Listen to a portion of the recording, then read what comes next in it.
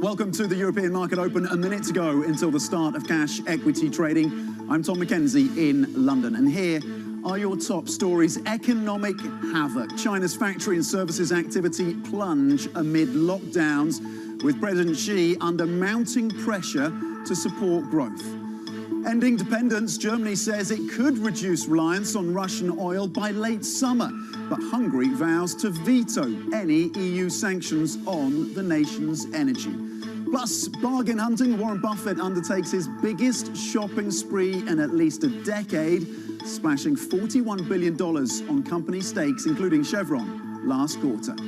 Okay, let's take a look at the futures then. Just a reminder, the bloodletting that you saw on US markets on Friday, the biggest drops for the Nasdaq and the S&P 500 since early 2020. The Nasdaq ending lower by more than 4%. Amazon seeing its biggest drop since 2006. Certainly some concerns again around the tech sector. And just for the month of April, the biggest global bond sell-off on record. Let's check in then how the markets are shaping up as we digest that weak economic data out of China. Will the rhetoric from Xi Jinping and his cadres be enough to support the sentiment around China's economy, given that there is pronounced weakness in that economy now as a result of these lockdowns? The Spanish IBEX is down 0.9%. The CAC Cajon is lower by 1%. It's also worth reiterating, when it comes to China, let's not forget about the read across to Europe, of course, a major export market for China. That demand for luxury, autos and other goods is going to be suppressed as a result of the lockdowns that continue there. Let's check in and see how things are playing cross-asset, as well as we look ahead, of course, to that crucial Fed decision. 50 basis points is baked in for Wednesday. It's the commentary, it's what we hear from Jay Powell on the back of that as to how aggressive, how hard and fast the Fed wants to go, that is going to be in focus for investors. Then you have the Bank of England as well, looking at a fourth rate hike. That is the market expectation. The future stateside looking at remaking some of the heavy losses that we saw on Friday, but only by 0.6%.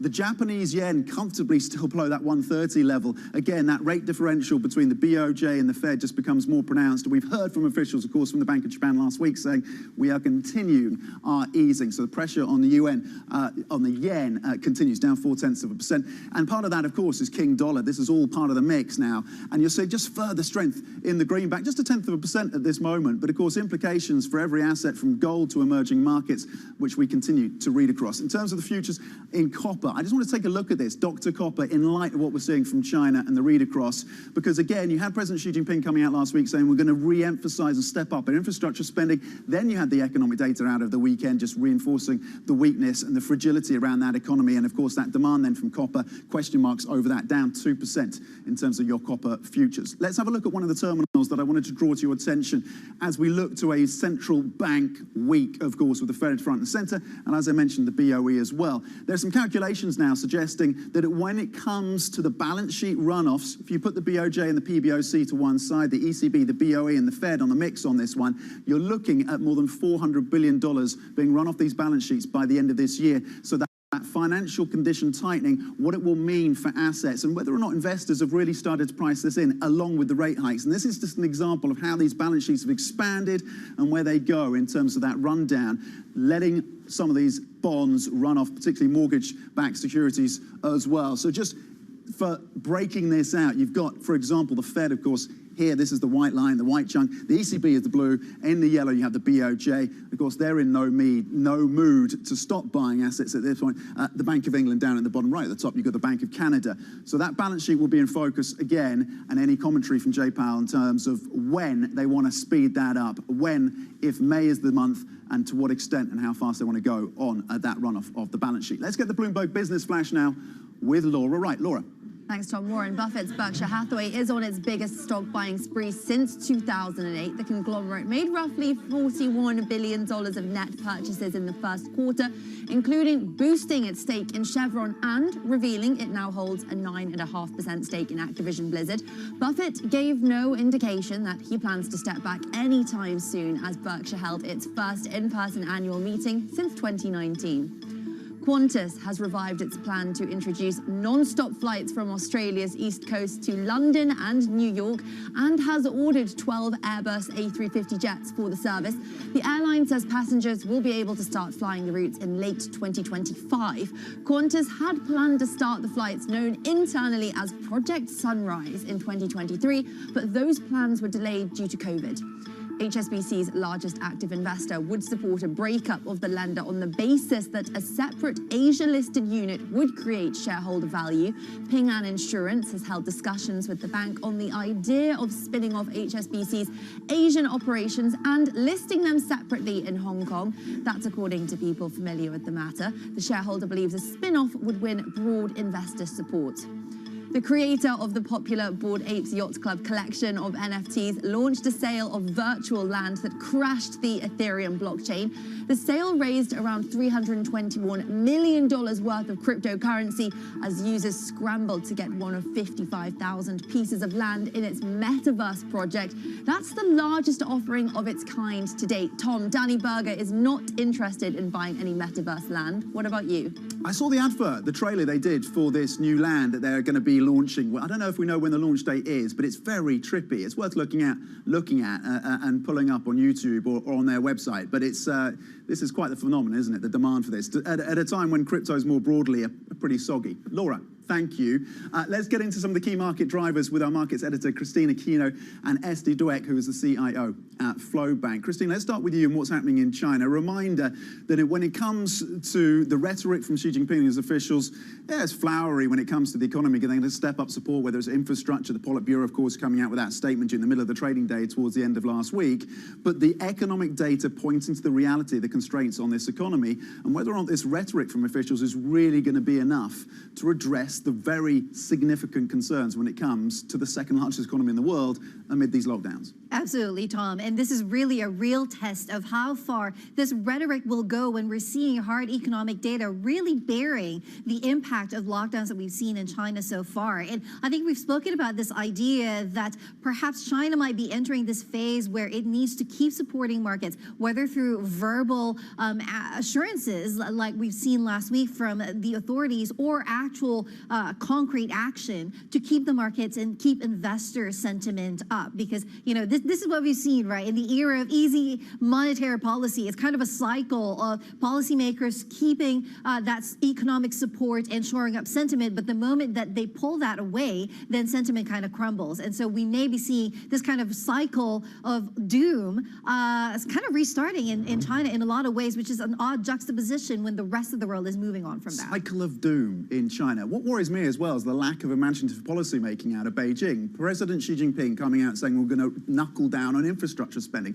That's digging from the old playbook. There's nothing new here. They're going to be adding to their overall debt loads. What is the read across for the EM space, Christine?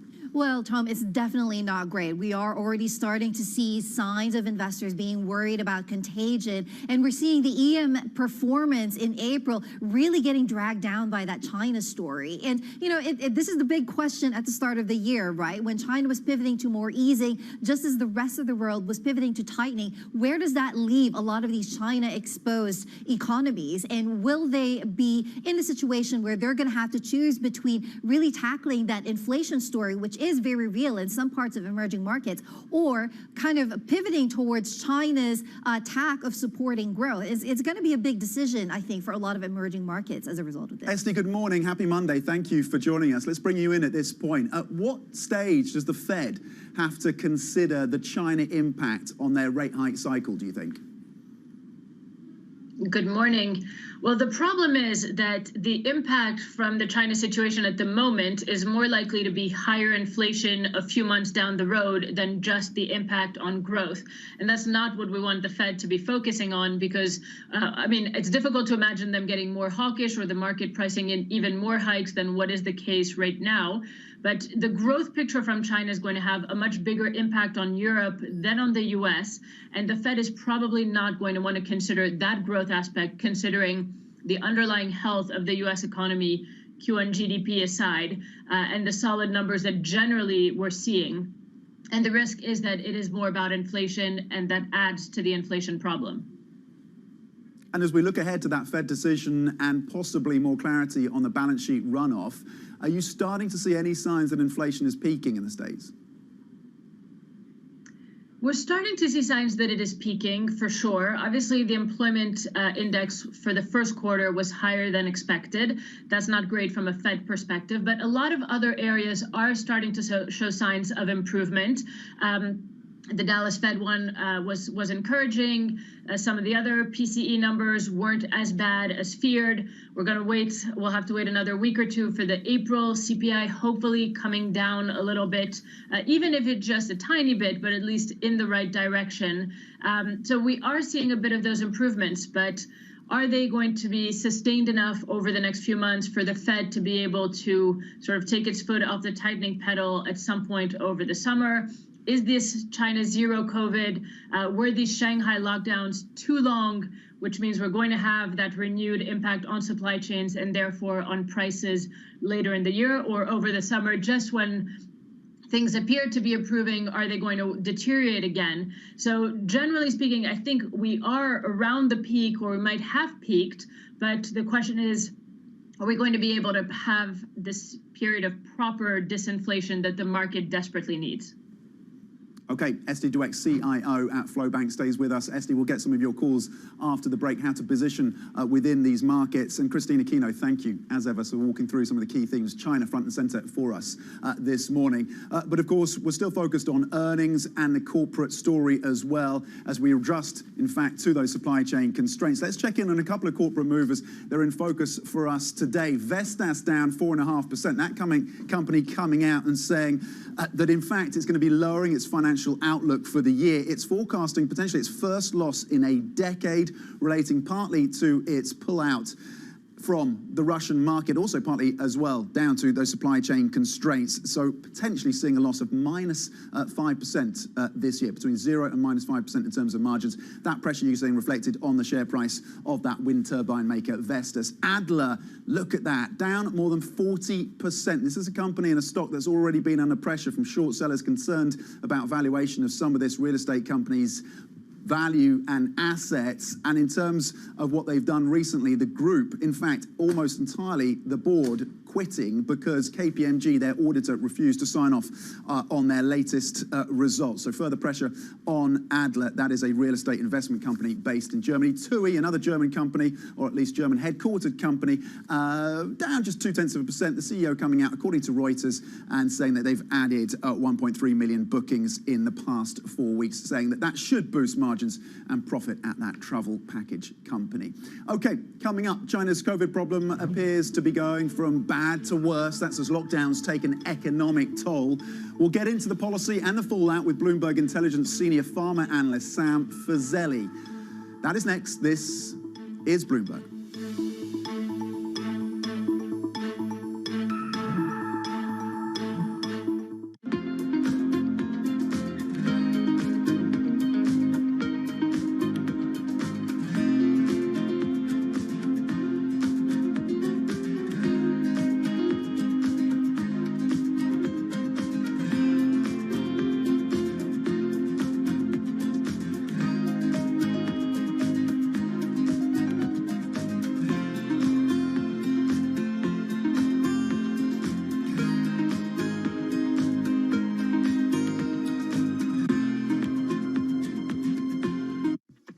When you think space, you probably think one space agency that travels under the radar is ESA, which is surprising considering what the European Space Agency has achieved and how vital it is to the global space industry. We've collaborated with pretty much everybody who is involved in space exploration. But ESA wants to be a leading force in furthering humanity's mission into space. Commander Ground, do you copy? Copy. If we want to have successful human missions to Mars, we are going to have to learn to live and work off-world in a different way. The place where we are going to learn to do that is on the moon. Can ESA help humanity take its next giant leap?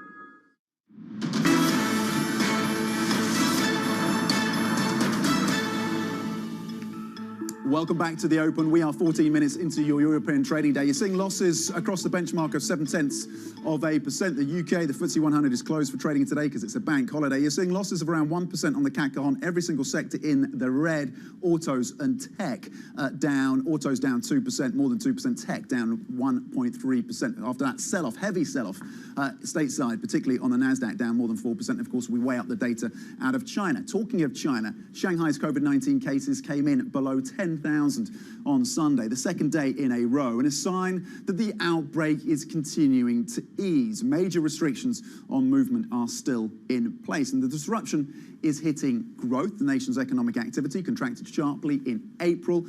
Factory output hit its lowest level in more than 2 years. Joining us now for more is Sam Fazeli, our senior pharmaceutical analyst for Bloomberg Intelligence. Sam, does the lockdown, do the numbers out of Shanghai suggest that the officials leading this response in China are correct when they say that zero COVID can in fact work? They just need to double down, ensure the restrictions are tighter, they can get the caseload down. That's what we're seeing now in Shanghai.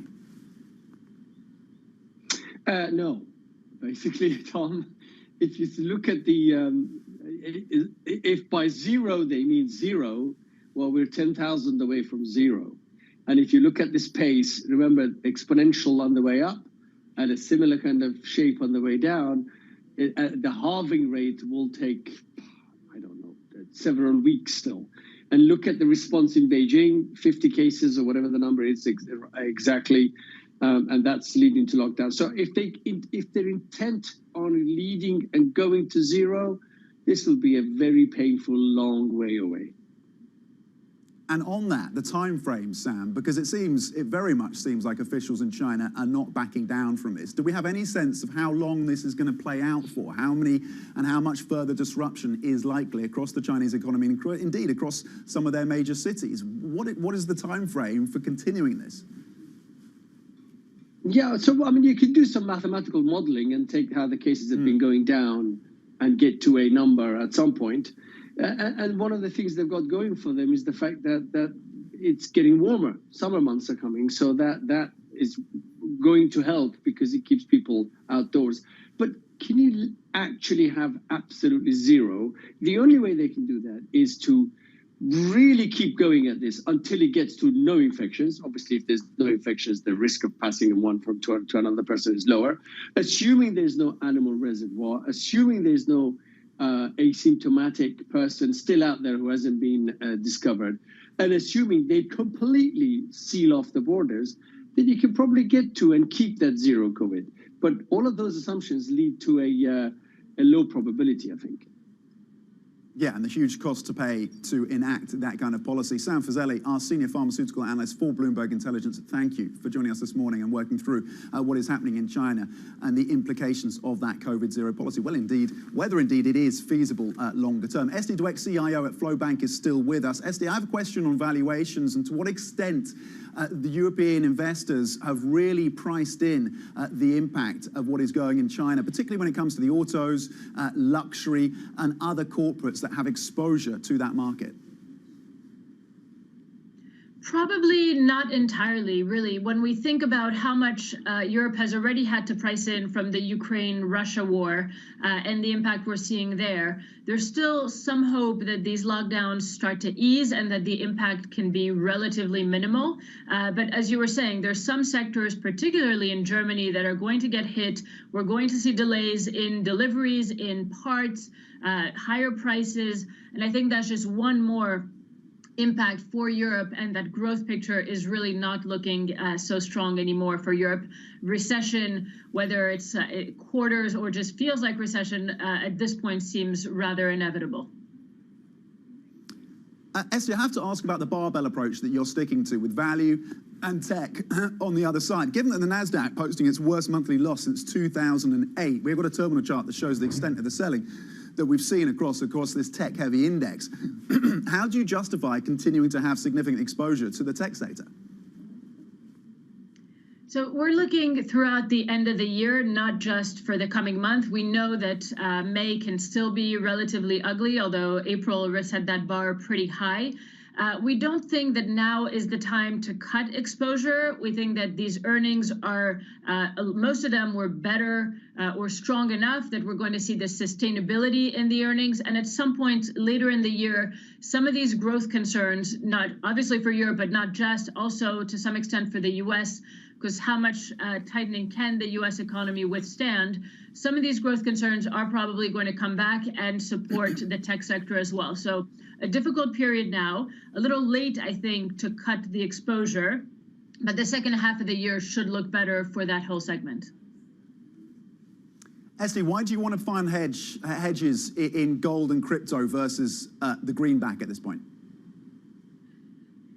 The dollar has been so strong already, and it's true that when you think about the dollar position, at the moment it seems like a win-win situation, right? You have the euro and yen and others, and the renminbi weakening, that's supporting the dollar. You have those interest rate differentials, that higher inflation, that stronger growth in the US, that's supporting the dollar. So it's difficult to see it weakening so much. What we're trying to see is a little bit more decorrelation. For now, crypto has been very tied to the tech sector, but hopefully that starts to ease as well in terms of those correlation numbers, and it improves. And gold has actually proven relatively resilient despite the higher real yields and these tightening monetary expectations. And with these questions of sanctions, some of the emerging market countries in particular could start to look towards gold as well. So it's just having a few things in your portfolio that have hopefully slightly separate drivers to help fill in that traditional asset allocation. Okay, Esty Dweck, CIO at Flowbank, thank you. That barbell approach, sticking with that value and tech, maybe some upside in gold amid concerns around sanctions. Okay, coming up, Buffett's buying spree. The Oracle of Omaha snaps up $41 billion. Yes, $41 billion in stocks. That is the most in at least a decade. That story is next. This is Bloomberg.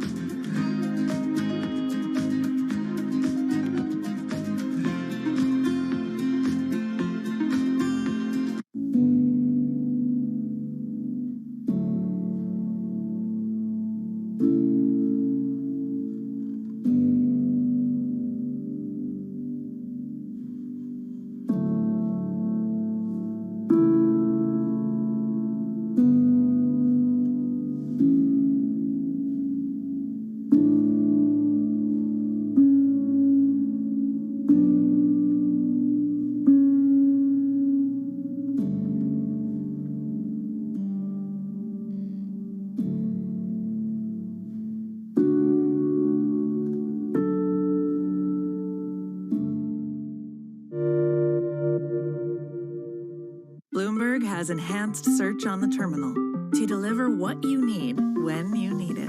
Now, you can simply type phrases in everyday English in the command line. Compare financials. Find people. Analyze markets. You can enter phrases or ask questions. What do you want to know today? Ask a question or visit SearchGo to find answers now.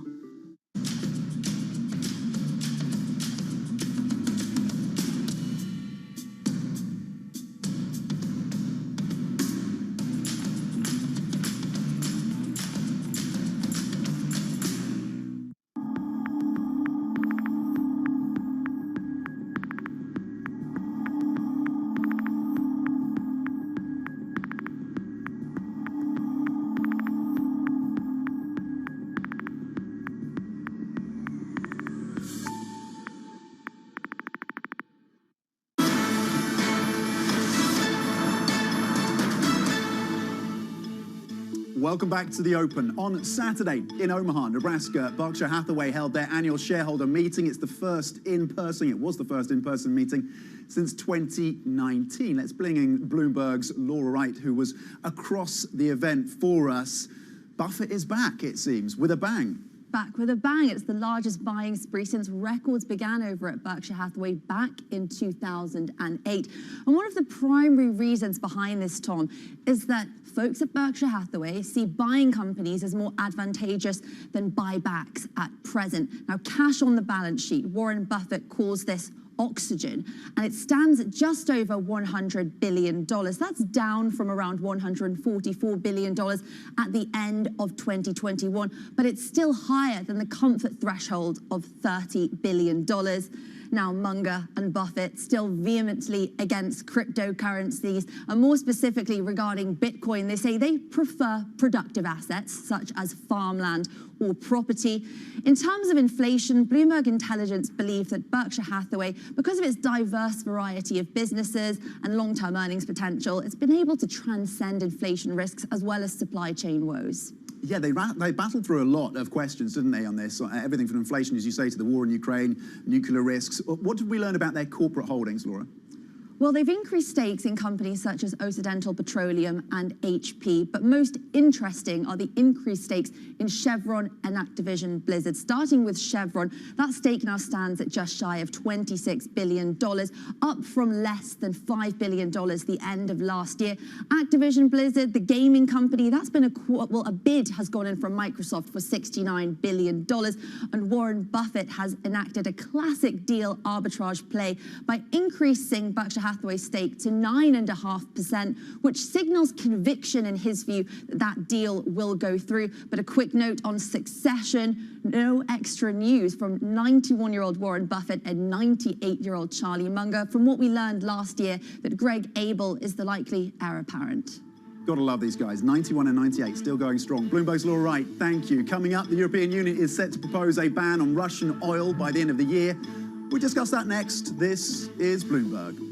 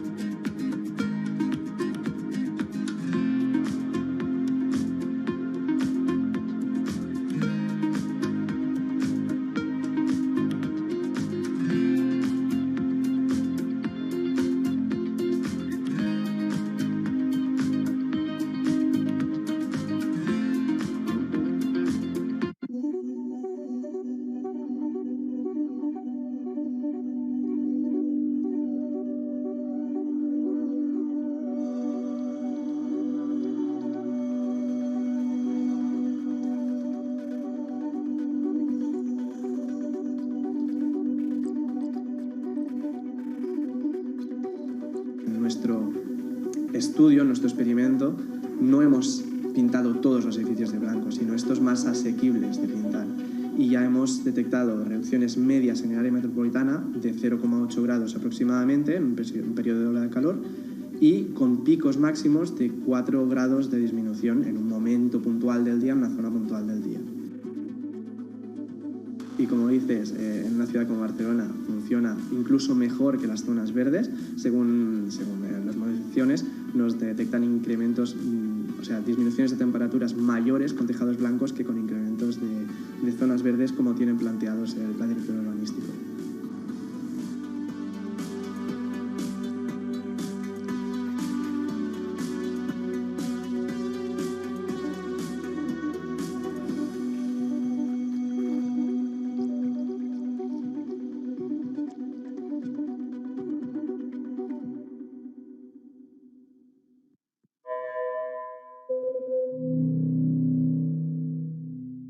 Why do the biggest names in business choose Bloomberg? That is a great question. It's a great question. It's a great question. Great question. Great question. Great question. Great question. That's going to be the best question I get all night. I'm glad you asked that. Bloomberg Television. Top experts. Great questions.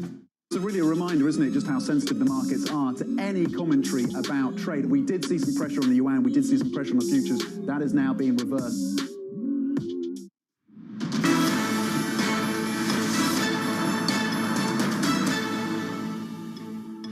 Welcome back to the Open. We are 30 minutes into the European trading day this Monday morning, and here are your top stories. Economic havoc. China's factory and services activity plunge amid lockdowns, with President Xi under mounting pressure to support growth.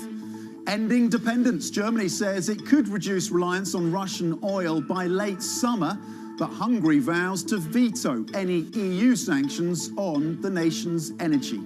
Plus, bargain hunting. Warren Buffett undertakes his biggest shopping spree in at least a decade, splashing $41 billion on company stakes, including Chevron, last quarter.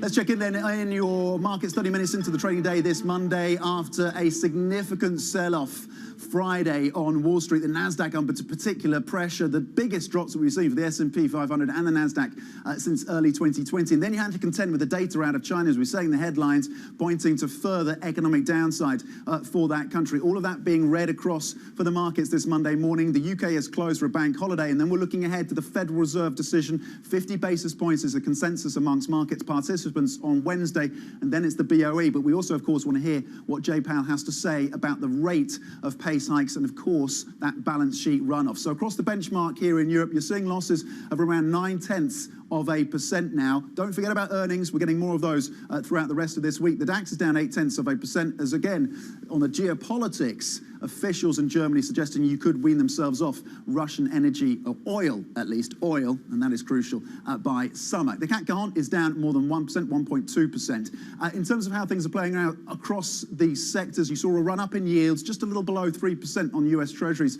on Friday. So that pressure when it comes to yields and the readjustment around a faster pace of rate hikes. Again, the money market suggesting 4 50 basis point hikes from the Federal Reserve. And then again, how fast that balance sheet roll-off comes into contention. Yields are higher. What that means, of course, for technology, which is now near the bottom of the list, down 1.9%. We know that tech suffers as yields rise generally. Autos and parts also lower by 2.5%. We're seeing supply chain constraints still, of course, a factor, and that is illustrated by what is happening in China with the lockdowns.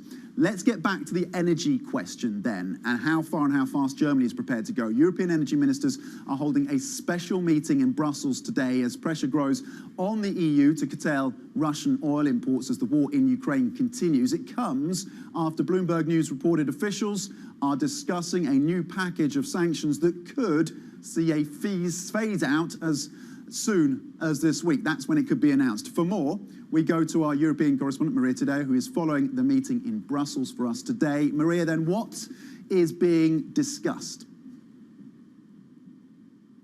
Yeah, Tom, and this is a meeting all about oil and potentially that embargo. But I should note it is a light embargo. Two important things here. One is, of course, the Germans have now dropped their veto to this as long as they get a gradual phase out. They talk about a transition period so the German industry can adjust, but they would now in favor, or in principle be in favor, to this light embargo. As I say, the other important thing, by the way, Robert Habeck, the Vice Chancellor, but also Economy and Climate Minister, will be attending this meeting. Remember, on Friday, he tested to a quick test positive to coronavirus, but yesterday PCR came back negative, so he will be attending this meeting. And yesterday, his ministry put out a very interesting set of data suggesting that this could happen quicker than expected, because in fact, Germany is already cutting and majorly reducing their energy dependence on Russia. Now, Tom, just to give you a few numbers here, the Germans say that gas imports from Russia have declined from 55% to now 35% since the war, and oil, which is a big issue at hand today, it's dropped from 35% to just now 12%. So if you do the maths, you see that oil for the Germans potentially from now until the end of the year, it is doable. It is doable. It's starting to happen already, as you point out, with those stats. In terms of the division that Vladimir Putin is trying to go for with this decision around cutting off gas to Poland and Bulgaria, and then, of course, that support traditionally that they've had for countries like Hungary, that is starting to play out now, that division. We're starting to see that. Yeah, and it's a big problem for the European Union. Remember, Tom, until now, there has been unanimity throughout this war. And of course, for any sanctions to be approved, they need to be approved unanimously by the EU 27. We talk a lot about Germany. This is the biggest economy, of course, a lot of political high caliber here, but it's not the only country here. When you look at Hungary today, we had a message, perhaps a warning from Viktor Orban's spokesman, who says, we have not dropped our veto to this energy embargo. We do not see how this would put an end to the war, and it would be very detrimental to our economy. Once again, repeating also that the country is potentially in favor even of paying in rubles. So you can see why today this could get very, very tricky. I would just note, however, and this is always interesting when you look at Viktor Orban, is that you have to make a difference between what he says publicly, the bravado that comes with him, and then what he does behind the scenes. And the reality is, until now, he's voted in favor of every sanctions package from the EU to Russia. So we'll have to wait and see whether this time around he may be the odd one out or not. He actually plays ball like he's been doing for months now. The difference between the rhetoric and the reality when it comes to Viktor Orban. Thank you, Maria Tadeo, our European correspondent on the ground in Brussels, for that important meeting that she says could get contentious. We have a line crossing the terminal right now from Germany's economy minister on this subject, saying that Germany would be able to endure an oil embargo, but there is still no unity among EU member states on the question of an oil embargo, as Maria was telling us, just reinforcing the divisions that are continuing within Brussels on this question. But again, saying that that Germany would indeed be able to endure that if it came to it. Let's stay then with the European energy story and bring in Bruegel director Guntram Wolff. And what a great day to have you on, Guntram. Thank you for joining us this Monday. Is it feasible, do you think, that Germany could indeed wean itself off Russian oil by this summer? And what would the economic implications of a move like that be? Well, thanks, Tom. I definitely think it's totally feasible. I mean, the German economics ministry has spent a lot of energy in the last 2 months, a lot of effort in really finding alternative sources for oil. And in particular, there's the last 10 or 12% missing. The last 10 or 12% is missing essentially for one refinery in the northeast of Germany, Schwedt refinery. And for that, there is already a political solution in the form of a deal with Poland, so that Germany would be able to procure this oil from Poland. So in the end, now it needs to be sorted out sort of on the ground, technically and physically.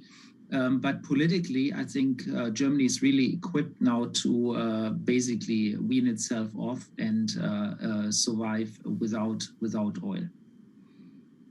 And when it comes to the European approach, when it comes to the European approach, Guntram, the Hungarians making it pretty clear over the weekend that they would not support a full oil embargo on Russia.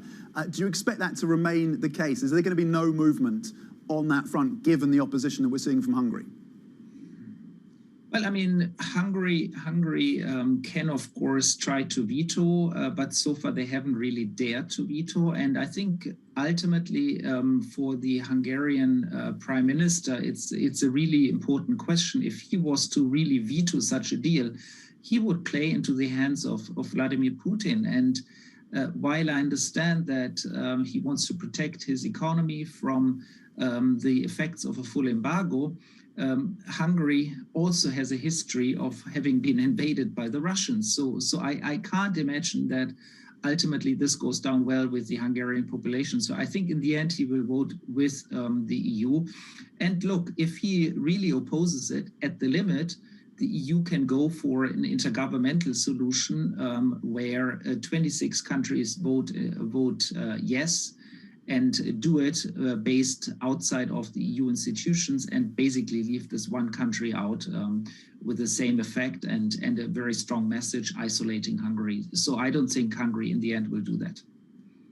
Okay, interesting. When it comes to the question of gas, and this is much trickier for the Germans and many other EU states, what progress has been made, concrete progress, to realign the European gas market and ensure that there is more sharing, that the infrastructure is being improved, all these different facets of the gas market in Europe? To what extent has there been greater alignment over the last few months? Well, I think the first point really to note is that these are very severe mistakes that have been done in the last 20 years that have increased Germany's and Europe's dependency on Gazprom, on Russia's gas. These were political mistakes, and it is really time to address those mistakes and reduce the dependency, increase storage capacity, and diversify sources of supply. This is the key lesson we need to take away from this. And I think governments are really trying to do this, but obviously it takes time to build LNG terminals. It takes time to build new pipelines from Spain to the east, etc. But I do think there has been some progress. We know that, for example, a country like Bulgaria is starting to have more LNG capacity. There will be a pipeline from Bulgaria to Greece to be opened ideally in the summer, perhaps in the fall. So there is progress, but this progress takes time. And so a lot, if Putin was really to cut off gas, I think a lot will have to happen by basically reducing demand and shifting to alternative energy supplies such as coal and oil, where I think new sources can be more easily found than for gas. When it comes to the broader sanctions regime, there's still a lot of questions about at what point the EU, NATO, and the US look at what would be the trigger point for them to look at removing some of those sanctions on Russia, what Russia would have to do. The German foreign minister coming out and saying that it would require the removal, the retreat of all Russian troops from all parts of Ukraine, including the Donbass and Crimea. Is that now the consensus?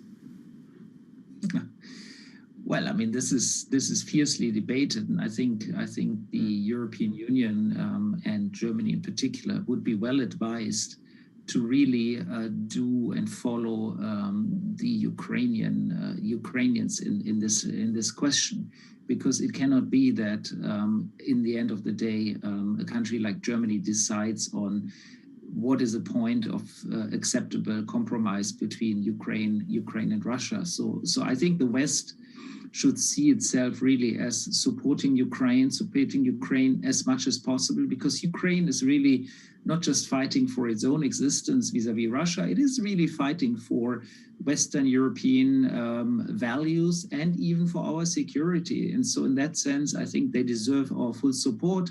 And everything else we have to see and discuss with the Ukrainians, and the Ukrainians have to give us a sign when they think sanctions can be lifted. Okay, always excellent insights. We appreciate your time. Bruegel Director Guntram Wolf, thank you. And coming up, German Chancellor Olaf Scholz is planning to woo India's Narendra Modi with a special invitation to the G7 summit. That story is next. This is Bloomberg.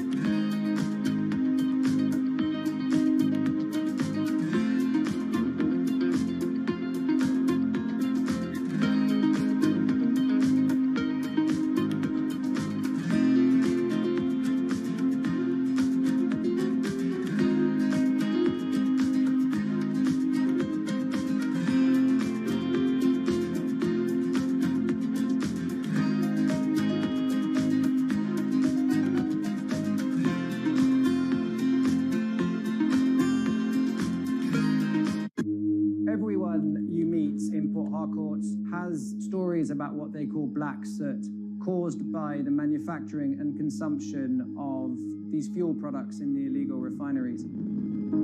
Oil theft, known as bunkering, and the refining of its spoils is worsening the damage from decades of fossil fuel exploitation, creating one of the world's most severe ecological disasters. Our sacred forests, our homes have to give way to oil wells, and no one gets much benefit. Imagine a resident of Port Harcourt who inhales this soot every second in 24 hours, 7 days a week, 30 days in the month, and for years now, we are dying slowly but surely, and our lifespan is reducing every day.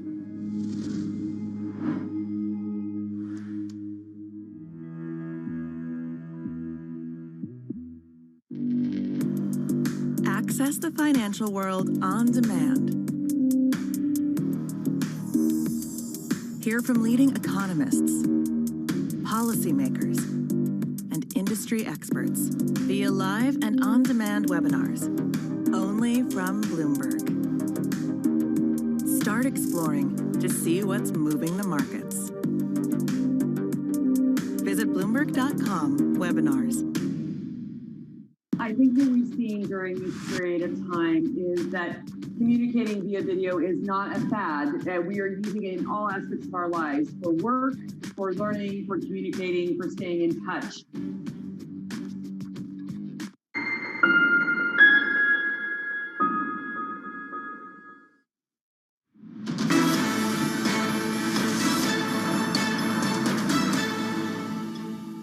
Welcome back to The Open. Geopolitics remains top of the agenda today. German Chancellor Olaf Scholz plans to invite Indian Prime Minister Narendra Modi as a special guest to a G7 leaders summit in Germany next month. It's a bid to sway India into joining the international alliance against Russia. We are joined now by our German government reporter in Berlin, Birgit Jennen. Birgit, is Germany's G7 invite, is it significant in terms of a gesture to India, and how likely is Narendra Modi to see this as an incentive to more closely align on the question of Russia?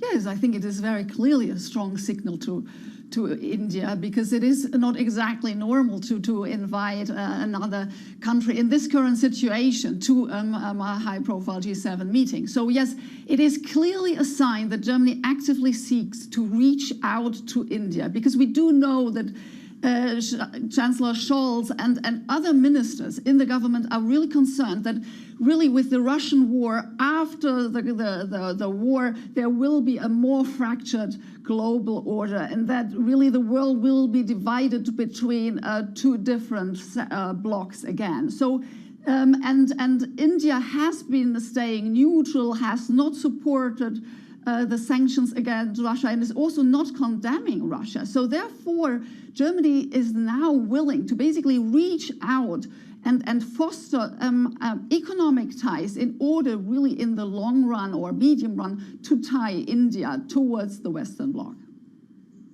Okay, Bloomberg Berlin Bureau Chief Birgit Jennen on that oversight, or at least the attempts by Germany to pull India in their direction with this offer of G7 membership, at least on the periphery. Thank you. Let's pivot now from German politics to German industry. German economies or companies are in a tight spot. If the war in Ukraine escalates, it could lead to an embargo on Russian coal, oil and gas, as we were discussing, which in turn leads to restrictions on German industry. Joining us to shed light on German business and its entanglement with Russian energy is our Frankfurt Bureau Chief now, Christoph Rauwald. Christoph, what is the biggest risk then for German companies when it comes to the question of Russian energy imports? Yeah, the biggest risk would definitely be an abrupt cutoff from Russian gas. The related risks to oil or to coal are clearly there. It's going to hurt the companies. It's going to make things more expensive. But the actual proper risk, the biggest downside scenario would be on the gas side of things, and that's because basically many of the bigger industrial manufacturing sites across the country are directly linked to Russian gas imports via a sprawling network of pipelines. So that would give the system potentially a very immediate shock, basically, if supply would come to an end abruptly. So What have companies been doing? They've had at least since February the 24th, when it was the start of this conflict, arguably before, to look at mitigation steps. What have they done to kind of reduce the risks on this? Yeah, many of the big industrial companies have basically done a very thorough review of their operations to identify areas and sites, factories, where they can potentially lower energy consumption to some degree, or where they can technically, or where they're technically able to temporarily stop or idle manufacturing. In other areas, it's much more complicated, because when you sort of switch off a big complex engine or a piece of machinery, like for example when you produce glass components, that is not something that you can just switch on and off as you wish, because it's technically more complicated. So in that area, it's much more difficult to really react to a new potential setup. And do we have clarity at this point as to which industrial sectors are most affected? Yes, I think the biggest hit clearly is among the utilities. Uniper is one of the companies that have been hit hardest. They have a very significant exposure to Russia. They have operations there that rely on the whole business as a company. It accounts for, I think, about roughly a fifth or so of their revenue. In other areas, it's less pronounced. But all manufacturing sectors really feel the impact from high energy prices, and that's something that's potentially going to be here to stay, I guess. Okay, Christoph Roth, our Frankfurt bureau chief, on how German corporates are trying to readjust to an environment of less Russian oil and gas. Thank you. Coming up, a virtual land sale by the creators of the famous Bored Ape NFT collection sent crypto investors into overdrive, temporarily crashing Ethereum and the Ethereum system. More on that next with our Eddie van der Volt. This is Bloomberg.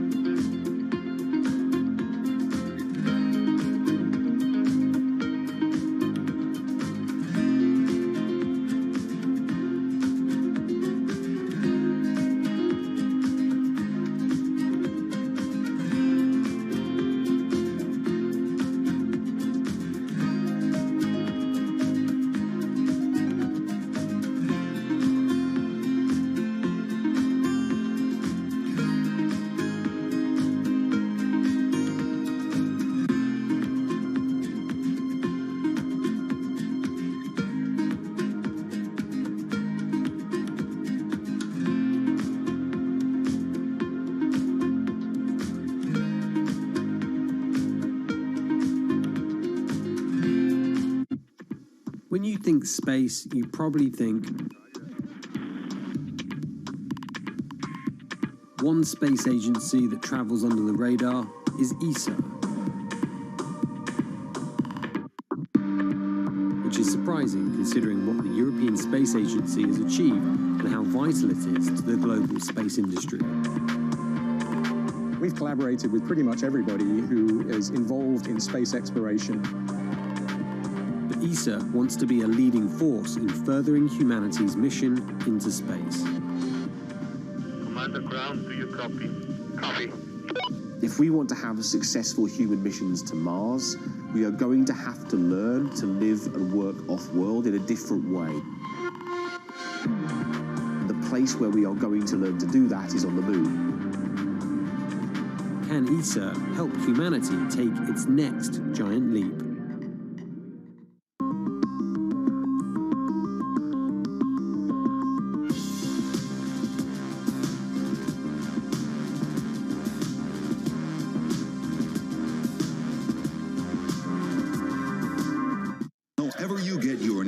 Daybreak with Lee. On Bloomberg Radio. Welcome to Daybreak Australia. This is Bloomberg Technology. This is Bloomberg Green. On TV, radio, and the web, this is Bloomberg.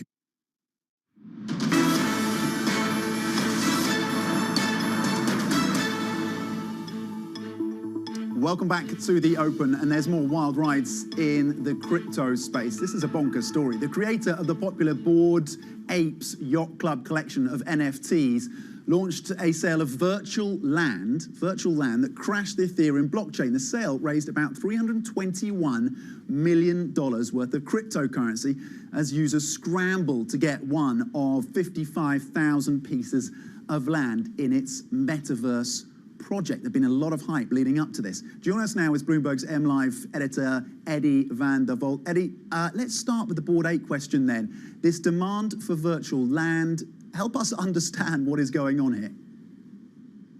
You know what, this is an absolutely lovely story. I absolutely adore, first of all, I adore the Bored Ape pictures, right? Now, what they've done here is the creators of Bored Ape has gone and said, okay, here are some a limited series of parcels of land, and you can buy it. And they were on sale, I think, for $19,000 per parcel of digital land that you can buy and then do anything with, build anything on that you want to.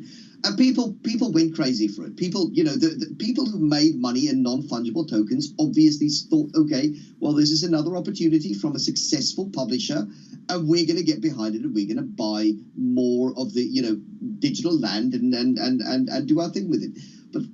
But it showed a lot of the problems that networks, blockchain networks, inherently struggle with, because the big demand meant that the Ethereum network slowed down. If you wanted to use it for something else during that period, it just wasn't available. But that shows us two things. It shows us, number one, that, you know, that the network is still fragile. Sure, it's not as big as people would like it, but at the same time, it also shows us that there's a community out there that will buy digital assets and will trade it, and will see it as a proof of ownership of something scarce. And I think that's going to become valuable over time. Is this the use case that Warren Buffett is missing? I think in a sense it is, right? But I think in a sense, this is Warren Buffett's worst nightmare. People are buying digital land. I would rather own farmland, he says, right? Why would I own a picture of an ape when I could just copy the picture that somebody else owns?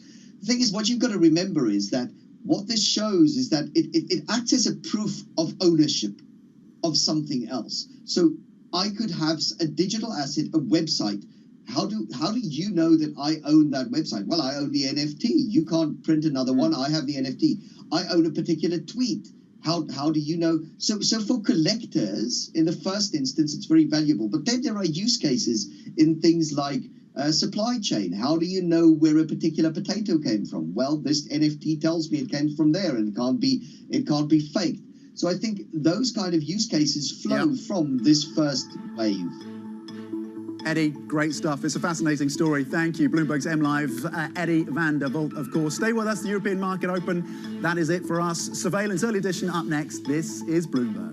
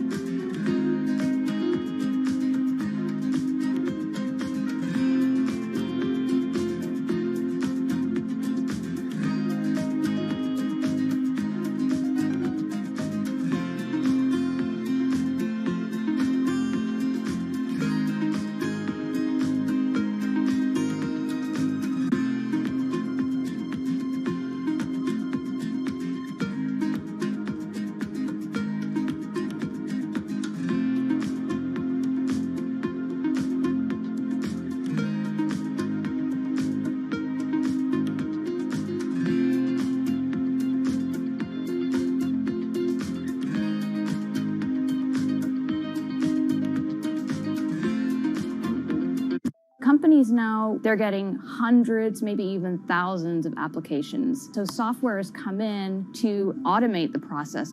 You want to write your resume for robots, not for humans. The only job your resume has is to be comprehensible to the software that is reading it, because that software or robot is going to decide whether or not a human ever gets their eyes on it. These things are programmed by a certain segment of the population that might not be totally inclusive or not be fully aware. Concerns about how this technology could exacerbate discrimination.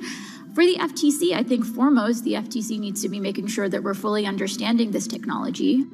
We don't trust companies to self-regulate when it comes to pollution. We don't trust them to self-regulate when it comes to workplace comp. Why on earth would we trust them to self-regulate AI?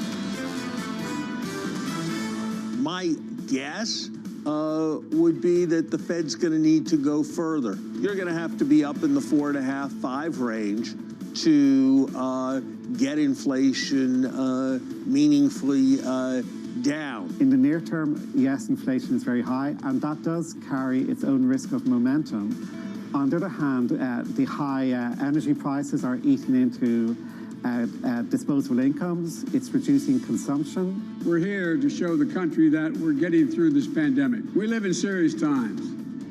We're coming through a devastating pandemic, and we have to stay vigilant. This is Bloomberg Surveillance, Early Edition, with Francine Lacqua. Good morning and welcome to Bloomberg Surveillance Early Edition. I'm Tom Mackenzie in London. And here's what's coming up on today's program. Economic havoc. China's factory and services activity plunge amid lockdowns, with President Xi under mounting pressure to support growth. Ending dependence. Germany says it could reduce reliance on Russian oil by late summer, but Hungary vows to veto any EU sanctions on the nation's energy. Plus, bargain hunting. Warren Buffett undertakes his biggest shopping spree in at least a decade, splashing $41 billion on company stakes, including Chevron, last quarter.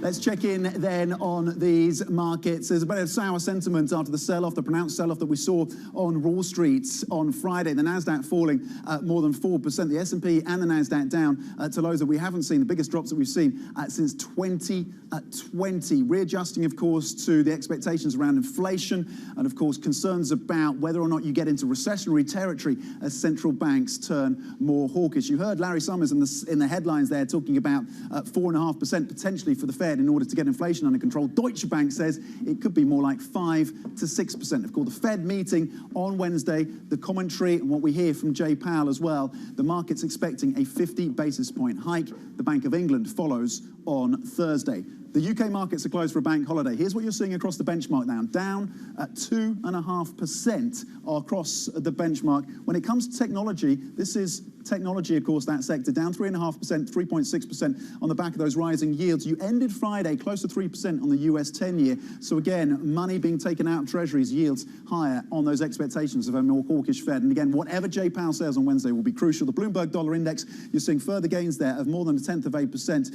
King dollar is one of the headlines that we have on the Bloomberg today. That strength that we've seen for the greenback, just so significant for such a range of assets. Of course, EM is under pressure as a result of this, and you're seeing what's happening with the Japanese yen. In terms of copper futures, we're drawing this to your attention because of what's happening in China and that weaker economic data. We'll break down that story for you shortly, but the economic data just points again to concerns about the trajectory for that economy and, of course, what that means for demand for raw materials like copper, down 2.6%. Let's switch it on and see how things are playing out across Europe then with our map. Just to note again, the FTSE, of course, is closed. The UK is on a bank holiday. DAX seeing losses of 1.4%. We're hearing, of course, and we'll unpack that story as well, around the geopolitics in Germany, saying that maybe it could wean itself off Russian oil by the summer. Gas is a different question. The CAC Cajon is lower by 2.7%.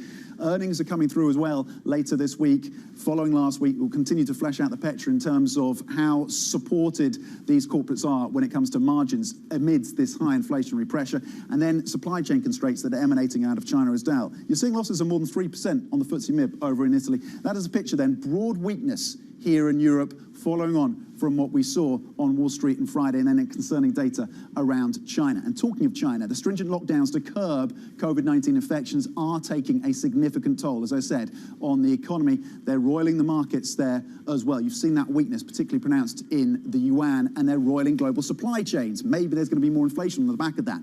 Oil declined, the offshore yuan weakened in the wake of the latest Chinese data. Let's bring in then Bloomberg's managing editor for global business in Asia, Emma O'Brien, and Bloomberg Markets editor Christine Aquino. Emma, let's start with you. There seem to be cautious signs of optimism in China around the lockdown that we're seeing in Shanghai. The numbers started to come down, but in Beijing, there's still a focus on the outbreaks there. Where are we when it comes to the spread of Omicron in both Shanghai and Beijing, and what success officials and policymakers have in pursuing that COVID-0 policy? Yeah, well, in Shanghai, after what has been the worst outbreak of the pandemic for those guys, we definitely are seeing a tailing off and a plateauing of the cases. Under 10,000 new cases for 2 days in a row thus far, but not yet accompanied by any sort of easing. You can tell they're very nervous about letting off pressure and easing this lockdown in case this does come roaring back. And you do have cases, as I said, in the thousands. Over in Beijing, it's a very different story. They started imposing restrictions and that mass testing, basically the entire city, very early on. You have seen cases just hovering around sort of the 40s and 50s, 41 new cases for Sunday, down from almost 60 the day before. So we're not seeing that doubling in new infections that we did see at the start of the Shanghai wave, which was so very concerning. Still, we're not seeing a lockdown in Beijing, but we are seeing various moves. They've banned dining in restaurants for the course of the May Day holiday, which runs until Wednesday. Gyms are closed. Schools are being put on holiday a little bit early. And public places, you do need to show a clear COVID test. So very, very strong restrictions there to make sure that Beijing doesn't turn into another Shanghai. Okay, the rigid restrictions remaining in place in China, of course, consequences then when it comes to supply chains, that consumer demand out of China as well. To what extent is the China factor now playing in to European markets? I want to bring in Christine Aquino in here at this point, because we're seeing significant pressure across European stocks this morning. Part of that, presumably, down to the data we're seeing out of China and the readjustment to the fact that this is going to be a slowing economy, maybe not convinced that the rhetoric that we're hearing from officials like President Xi Jinping, that they're really going to step up materially to support that economy. Christine, where do things stand on this front? Well, Tom, it's definitely a big factor for Europe and really the rest of the world. I mean, if we just listen to some of the comments from the big company CEOs who have reported earnings over the last couple of weeks, China was the one big concern that was really a common factor across all of them, whether it relates to supply chain issues or issues regarding demand. China really was something that a lot of executives are very, very worried about. And so I think this is feeding through to the broader market sentiment as well, where people are really realizing that this impact from China, both in terms of the economic slowdown, as well as what we're seeing from the lockdowns, is here to stay. It will persist likely into the next quarter, possibly into beyond the second half of this year. And, you know, it's something that investors, I think, are really just starting to realize just how much it ranges across whether we're talking about company earnings or economic data, and potentially a wild card that investors will have to deal with for the rest of the year. And Emma, of course, you're across the business space, the corporate business space, across Asia and particularly China as well. What are you seeing? Because we're hearing from officials saying, look, we're going to try and ease up supply chain constraints. We'll prioritize foreign invested companies. What are you and the team seeing when it comes to the impact on corporates in China and Asia and those supply chain constraints? Well, there definitely has been disruption, of course, early on in some of the lockdowns. First Shenzhen, which ended a lot more quickly, and now Shanghai. You did see shutdowns of companies like Tesla, for example, a lot of the other automakers. You've just exited out of a very long and brutal lockdown in the north. East of China, where a fair bit of automaking is done. A plant of Toyota and Volkswagen up there closed for more than a month. So they are seeing impact, but you are seeing a bit of a reality of this message from Xi Jinping that COVID zero needs to be done with the economy in mind, and you're seeing things like these closed loop or bubble type arrangements so that factories can keep working with the staff sort of living and working on campus or at the factory in some cases, constantly tested to keep COVID out. And that did work quite well for some time. But then you had sort of other aspects of the supply chain, trucks, logistics, trucking companies stuck without staff because of lockdowns and COVID cases. That meant that some of these factories couldn't get the materials that they needed. So they could work because they had the workers, but they couldn't. They didn't have the materials to do it. So these are the sort of things that they're grappling with as they try and do COVID zero without that disruption, according to Xi's direction. Okay, Emma O'Brien, editor for Global Business, joining us out of Sydney. Thank you very much indeed. Christina Kino, of course, walking through some of the key market themes. China, a central factor today. And coming up, we are going to discuss what's happening when it comes to the lockdowns in China, the economic implications. We'll be breaking that down with Carsten Brzezinski, ING's global head of macro research and chief economist for Germany. Stay with us. This is Bloomberg.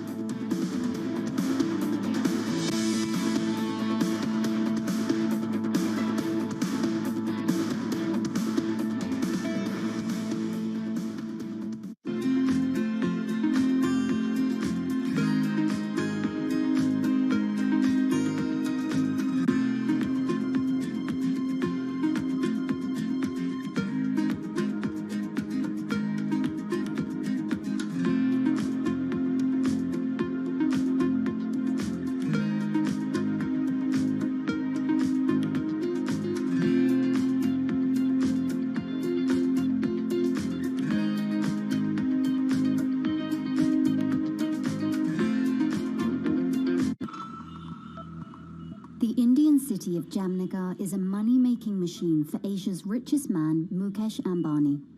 His company Reliance has the world's biggest oil refinery complex here in the city. Jamnagar is also where Ambani is making his newest bet, a $10 billion investment in green energy. His ambition is closely aligned with the Indian government's plan to reach net zero emissions by 2070. But Ambani is not alone. India's second richest man, Gautam Adani, has committed $20 billion of investment over the next decade. But India's massive dependencies on fossil fuels have some environmental advocates questioning the realism and sincerity of those green ambitions and those of its two biggest billionaires.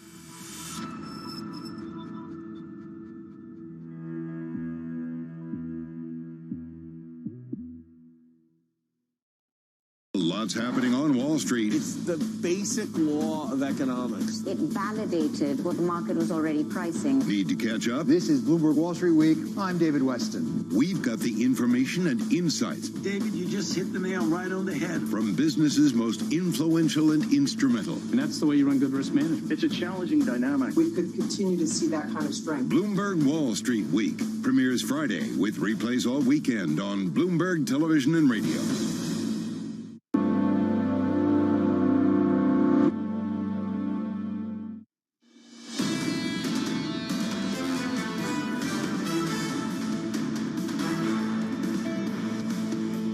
Economics, finance, politics. This is Bloomberg Surveillance Early Edition. I'm Tom McKenzie. Let's check in on these markets then across Europe. The UK, the FTSE 100 is closed for a bank holiday. We're an hour and 12 minutes into the open for the rest of those markets. You've seen some pretty pronounced volatility. Investors, analysts and strategists have been telling us, look, prepare for more volatility as central banks adjust to higher inflation. We've certainly seen that just in today's session. But this is a two-day chart. You're seeing losses there currently on the one day of 1.2%. This is across 2 days, though, of the Stoxx 600. You saw this remarkable drop just a couple of minutes ago across the Stoxx 600. We'll work out what's going on there, but clearly nervousness and anxiety around what is happening. The China story, of course, but also as we lead up to that Fed decision on Wednesday. We'll keep across the market moves for you, but certainly you're down more than 1% across the CAC Cahan, the DAX, the FTSE MIB. FTSE MIB down 1.5%. Every single sector now here in Europe in the red. Let's get back to what's happening in China then. Shanghai's COVID-19 cases coming in below 10,000 on Sunday. That's the second day in a row. And a sign that the outbreak is continuing to ease. Major restrictions on movement, though, are still in place. Meanwhile, cinemas and gyms have been closed across Beijing for the Labor Day holiday. The city found 41 new cases on Sunday. That's down from 59 the previous day.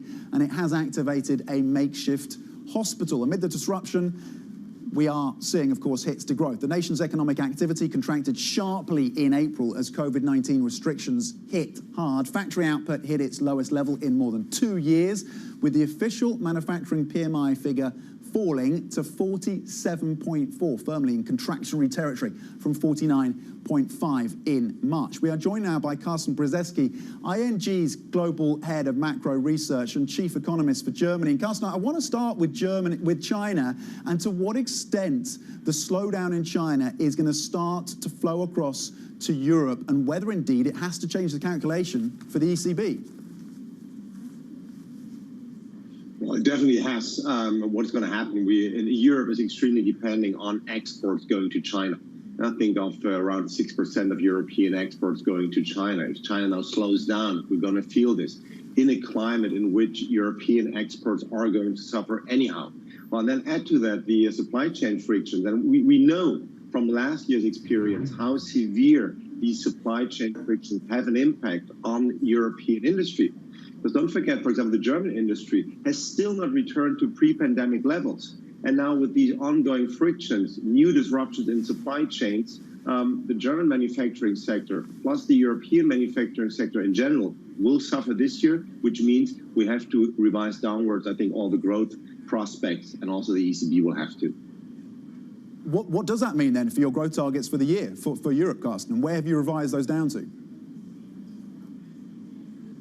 Well, we're still not going for an outright stagnation or a recession, but this has to do with the fact that we have such a big statistical carryover effect from 2021 into 2022. So even with an almost stagnating European economy, we would end up with GDP growth of around 2%. This is what we're currently expecting. I think the risks, as the ECB always calls it, are clearly tilted to the downside.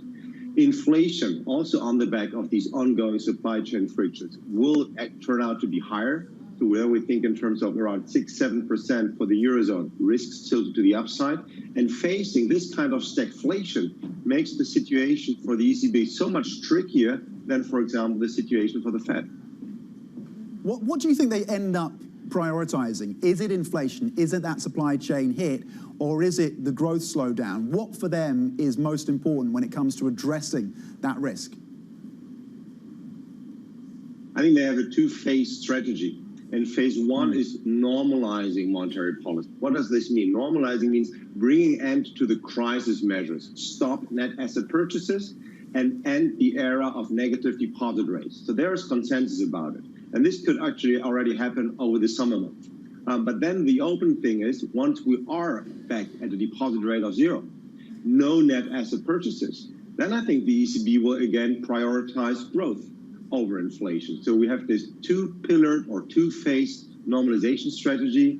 And I do not really expect a long series of rate hikes coming from the ECB, contrary to what we currently expect for the Fed. Okay, Carsten Brzezinski from ING stays with us there on the two sides, the two phases of this approach by the ECB. We'll get more, of course, on his insights across Europe and, of course, what it means when Europe is looking to reduce its dependency on Russian energy and the read across to growth there as well. Let's get the Bloomberg First Word News now, though, with Laura Wright. Laura. Thanks, Tom. US House Speaker Nancy Pelosi met with Ukraine's President Volodymyr Zelensky on Saturday during an unannounced visit to Kyiv. Pelosi said the visit sent a message to the world that America stands firmly with Ukraine. She's the highest US official to travel to the country since the Russian invasion. China's economic activity contracted sharply in April as COVID-19 restrictions hit hard. Factory output hit its lowest level in more than 2 years, with the official manufacturing PMI figure falling to 47.4 from 49.5 in March. It was the first April data set to reflect the impact of COVID lockdowns, which have shut factories and disrupted consumption. And President Joe Biden offered up some jokes at the annual White House Correspondents' Dinner, an event that had been on pause due to the pandemic. The president took aim at his predecessor. This is the first time the president attended this dinner in 6 years. It's understandable. We had a horrible plague, followed by 2 years of COVID. Global news 24 hours a day on air and at Bloomberg Quick Take, powered by more than 2,700 journalists and analysts in more than 120 countries. This is Bloomberg. Tom. Laura, thank you. Coming up, traders are expecting the Fed to go big this week as the US central bank vies with inflation levels that have not been seen in a generation. What does that mean for markets? More from Carsten Brzezinski next. This is Bloomberg.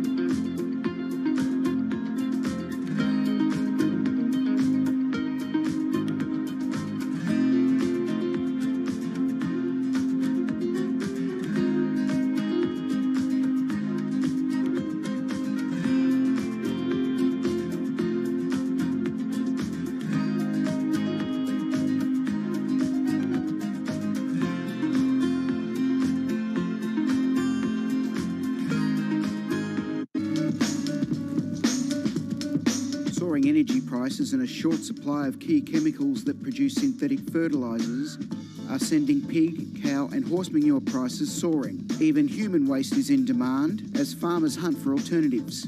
Fertiliser helps increase crop yields. You can see how much moisture is held into this. It's a lot of organic material into the compost, so it breaks down, the manure and the straw breaks down into a friable mix that can be mixed into your soil in the ground and for growing a whole range of different vegetables. Holds the nutrients in, holds the water in, and it really increases the kind of biodynamic profile of the soil. The recent price spike could mean more farmers going organic for the long term.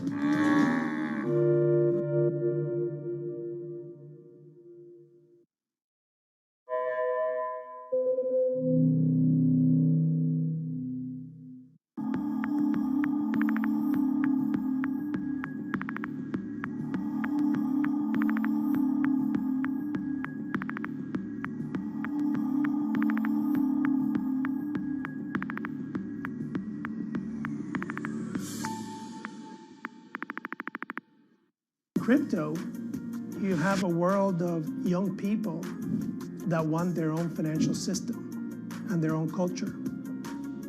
And it is very powerful, and I'm a big believer in it.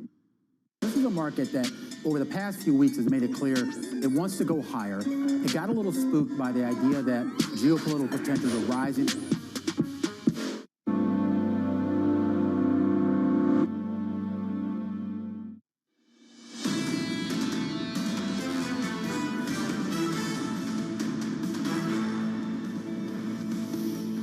Economics, finance, politics. This is Bloomberg Surveillance Early Edition. I'm Tom McKenzie in London.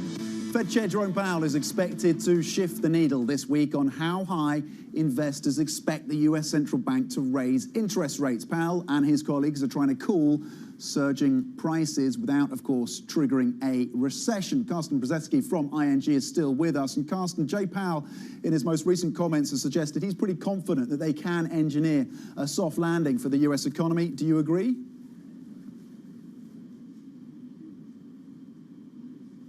Well, I think in the first month they can, and that's what I expect. They will go for 50 basis points this week, and then I'll expect another 2 times 50 basis points before the summer or at the start of the summer. And this should help bring a soft landing. If we really were to see the Fed going to what some expect them to do, to 5% or even higher, I'm a bit afraid that this will not lead up to a soft landing, but rather a hard landing.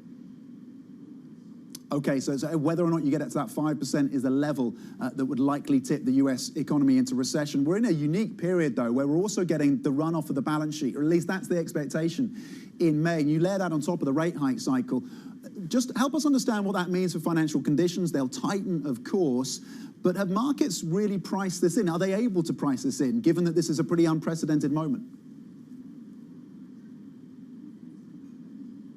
No, I don't think that markets are really have really entirely priced all of this in, because this indeed is for the first time ever that we really see such a tightening of financing conditions, a hiking of interest rates, and not only in the US, but as we know, Bank of England, European Central Bank, other major central banks will follow, already have started to tighten monetary policy. This is a new era in which central banks now really try to somehow normalize monetary policy and even tighten it further. And on top of that, we still have uncertainties. We have the supply chain frictions. We have the war in Ukraine. And all of this will weigh on European growth. But I find it hard to see that if it weighs on European growth, it will not weigh on global growth. And therefore, we could very well be in a situation at the end of this year in which the global economy again starts to slow down with much higher interest rates.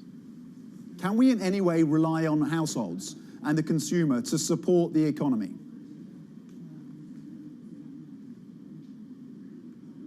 Well, there are a couple of households, especially the higher income households, which have excess savings. And they, for a while, will be able to offset the loss in purchasing power on the back of higher energy prices, on the back of higher inflation. But, there will also be an end to how much they can do. Plus, we have the lower income households, which in no way will be able to really offset higher energy, higher food prices. So I would not be surprised to see a weakening of private consumption in the second half of this year. Okay, always such clarity. Carsten Brzezinski from ING, Global Head of Macro Research and Chief Economist for Germany. Thank you for those insights. Coming up, we're going to focus on the European Union's attempts to wean itself off Russian oil. Stay with us. This is Bloomberg.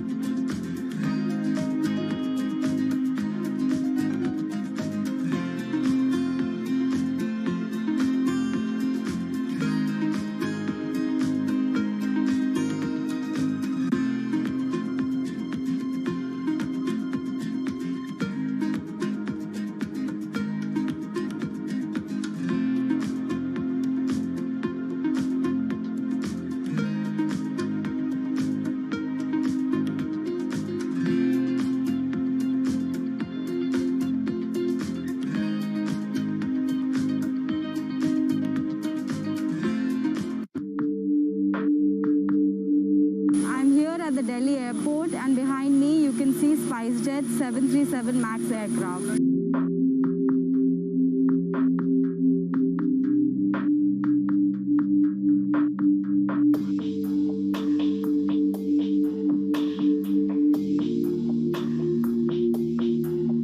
SpiceJet chairman Ajay Singh earlier today said that Boeing is going to compensate SpiceJet in form of cash and aircraft.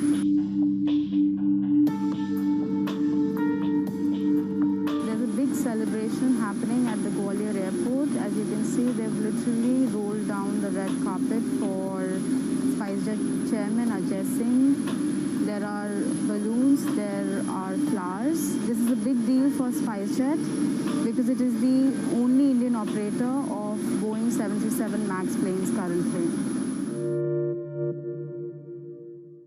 Front Row, exclusive interviews with the most influential figures in finance. Lloyd Blankfein. Deflation is a terrible thing. Inflation you could tolerate. Kathy Wood. Tesla will be in the pole position to dominate. Jeremy Grantham. We've had a very, very abnormal honeymoon Goldilocks period. First available on the Bloomberg Terminal, then on Bloomberg Television and Bloomberg.com. Front Row, the best seats in the house for business's greatest minds.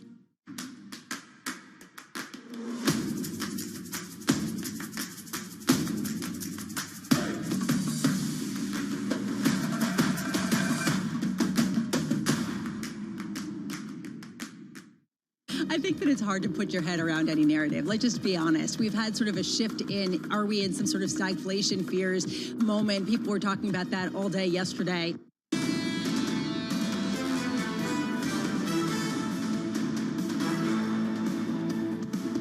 Welcome back. Economic havoc. China's factory and services activity plunge amid lockdowns, with President Xi under mounting pressure to support growth.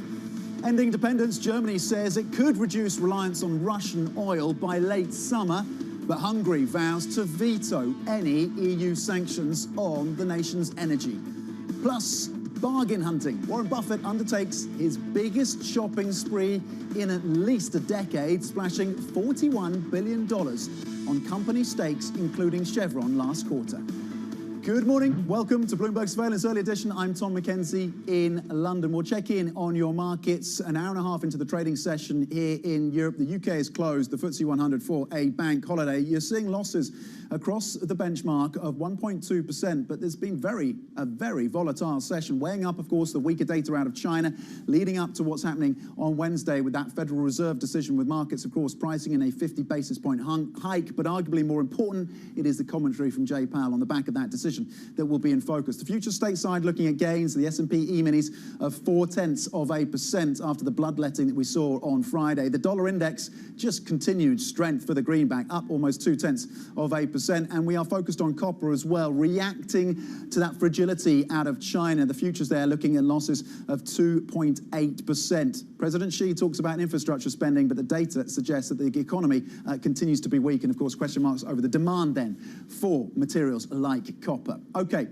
we are going to check some of the individual stocks that are on the move as well at the open. A number of interesting corporate stories. Vestas coming in and downgrading their forecasts for the full year and suggesting, in fact, for the first time in a decade, they could post a loss. That stock is down almost 7%. They're concerned, of course, they say part of this is down to their retrenchment from the Russian market, but also supply chain woes that have dogged that company for months. Adler Group, some controversy there, members of the board quitting.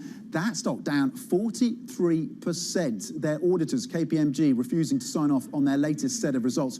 We continue to keep across the country a company that has been under short seller pressure for a number of months. And TUI Travel down just 1%. Their CEO, according to Reuters, coming and saying that they added an additional 1.3 million journeys, saying that's going to boost margins and profits as they look to get to pre-pandemic levels of demand. Let's get back to what's happening across the energy space then, and what we're hearing from officials in Brussels. European energy ministers are holding a special meeting in the Belgian capital today as pressure grows on the EU to curtail Russian oil imports as the war in Ukraine continues. It comes after Bloomberg News reported officials are discussing a new package of sanctions that could see a phase-out announced as soon as this week. The CEO of Ukraine's Naftogaz says that he does not see a full European cutoff from Russian gas. I don't really think that we should anticipate a full cutoff of Europe from Russian gas, although we advocate and others are advocating a full embargo on natural gas as well, but it would probably take some time. Okay, for more, we go to our European correspondent, Maria Tadeo, who is following that meeting in Brussels for us. Maria, what is being discussed then? Well, Tom, we're expecting this meeting to happen in a few hours now here in Brussels. Now, of course, it will be all about oil and that embargo. I would say it's a light embargo because, as you know, we've been reporting for a few hours now that this is going to be a gradual phase out from Russian oil imports into the European Union, and there could be a transition period predominantly so that the German industry can adjust to this. Now, in that condition, the German government would be in a position to drop its veto. By the way, Tom, today we're expecting Robert Habeck, remember this is a German vice chancellor, but also economy minister and climate minister, to come here to Brussels and attend this meeting personally. Now, why is this happening now? Well, Tom, there's two figures that I want to give to you, and that is the Russian dependency of energy going into Germany really has been reduced majorly from last year to now. Germany says, and I want to run you through some of the numbers here, that oil has dropped from 35% imports last year to now 12%. And when you look at gas, that's a big geopolitical weapon. It's dropped from 55% last year to now 35%. So as you can see here, for Germany, oil would be easier to ditch, and doing it by the end of the year based on those numbers seems doable. Yeah, so they have actually made some progress on that front. As you say, oil, arguably the easy bit, gas, more difficult. Hungary, though, potentially throwing a spanner in the works when it comes to these discussions.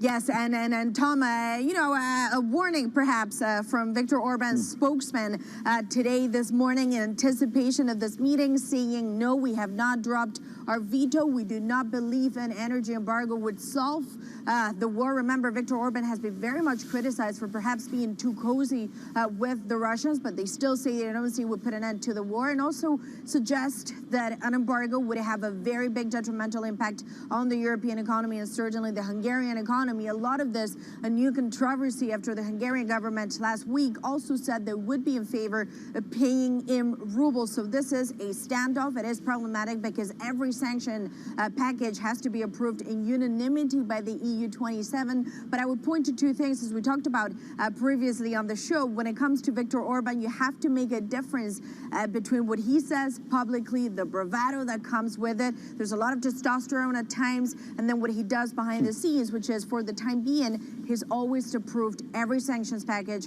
that the EU has put on the table. Until now, it's been 5 of them. The question is whether he's going to also approve this one, which would be the 6th one.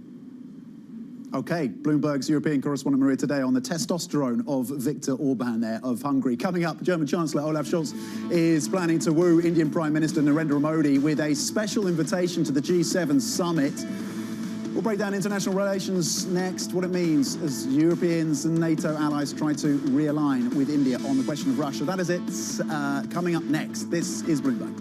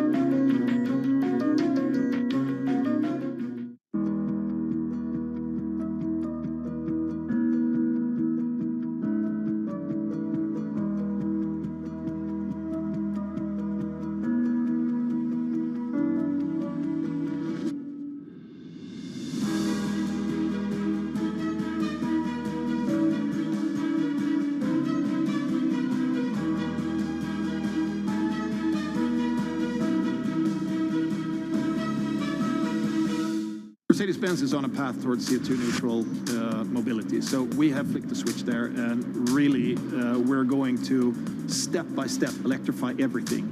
And what does that mean? Combustion engines get electrified.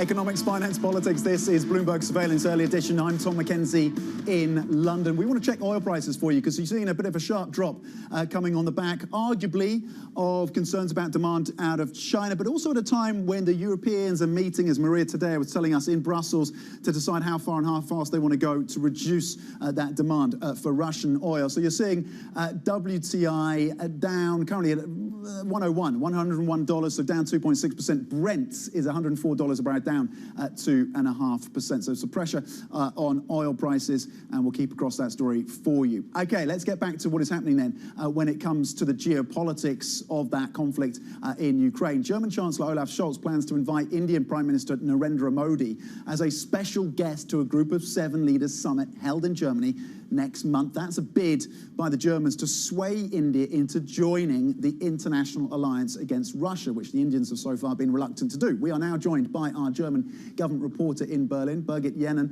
And Birgit, is Germany's G7 invite, is it significant? Is it symbolic? Is it likely to sway India in any way? I mean, I do think it is significant and symbolic, really. It does show that Germany is really keen to basically avoid that the global order becomes fractured after the Russian war, because the German government is really concerned that really the block building between two separate sides will become enhanced after the war. So therefore, and India has been really staying very neutral in this conflict, has not supported the sanctions, even increased sort of the imports of oil from Russia, and also has not condemned Russia. So therefore, the government has been looking into ways of how to basically reach out to India in order to make to give India a chance to align with the West. But how India is going to respond, that obviously is not yet clear, because they have been trying to basically go two sides, and we will have to see how Modi is going to respond. Yeah, and presumably the incentives from Germany beyond this approachment to the G7 are going to be in focus from the Indian side, a country, of course, which is heavily dependent, as Germany is, on energy from Russia. They have that huge dependency. What is Germany's plan more broadly to kind of strengthen that relationship with India? Well, I think the biggest potential is still the economic links, and Germany is looking towards opening up the labor market here to get kind of skilled labor from India to Germany. And there is a need also in Germany, obviously, to have IT specialists. So this is one offer sort of on the table. The other thing is basically to export know-how and climate technology to China and help help India in that way to basically, move forward in developing its economy. Okay, so maybe that's where the secret sauce lies for the Germans, is part of that technology, that innovation expertise and that demand from India. Birgit, thank you. Birgit Jennen, our Berlin bureau chief. And let's pivot then from German politics to German industry. The two, of course, interlinked. German companies are in a tight spot, of course. If the war in Ukraine escalates, it could lead to that embargo on Russian coal, oil and gas, which in turn leads to restrictions on German industry. Joining us to shed light on German business and its entanglement with Russian energy is our Frankfurt bureau chief, Christoph Rauwald. Christoph, what is the biggest risk, the most pertinent risk, the most salient risk for German companies relating and when it comes to Russian energy imports? Yeah, hi, Tom. The biggest risk clearly lies in a potentially abrupt cutoff from Russian gas. The situation regarding coal and oil can be managed. It's going to make things more expensive for German manufacturers, but the bigger immediate threat would be a potential cutoff from gas, just because many of the large industrial sites in Germany, including like BASF's Ludwigshafen factory, that's one of the world's biggest chemical factories, is directly linked to Russian gas imports via a pipeline system. So any sort of change to that, any abrupt change would definitely be a major issue. And how alive to the risks are German corporates, and what have they been doing specifically to try and mitigate these concerns? Yeah, many of the big industrial manufacturers have reviewed their operations to identify certain areas or business operations that can actually or have a bit more strategic leeway in terms of how they operate, maybe scale down energy consumption somewhat or temporarily idle if the gas supply would be cut off. But in other areas it's much more difficult, and it also has to be noted that for many of the big German manufacturers, it's something that they can do, but many of the small and medium-sized companies, and they sort of form the backbone of the German economy, that's a much more difficult task to do. So for them, they're quite often more specialized in what they do in their operations, but it's basically a big issue for all companies across the globe, across the country, and across all industries, actually. And Christoph, can you walk through with us which sectors in Germany are most affected by this? Yeah, the utilities are directly affected. Uniper has been mentioned in the past. They had a couple of days ago flagged a major write-down, a potential loss. So the impact on the utilities is more immediate, but it basically affects especially all the manufacturers very heavily that have a very high energy consumptions that operate big industrial manufacturing operations. For example, the glass industries, producer of glass, they require a lot of energy. In some cases, it's about half or 2/3 of their revenue is actually energy cost. So for them, that's it. They're just in a really, really difficult spot at the moment. Okay, Christoph Rauwald, our Frankfurt bureau chief, on the complexity of delinking German corporates from that Russian energy supply. Thank you for joining us and breaking that down for us. Okay, we've got lots more coming up, including Warren Buffett's buying spree, the Oracle of Omaha, snapping up $41 billion in stocks. That's the most in at least a decade. We will break down the details. This is Bloomberg.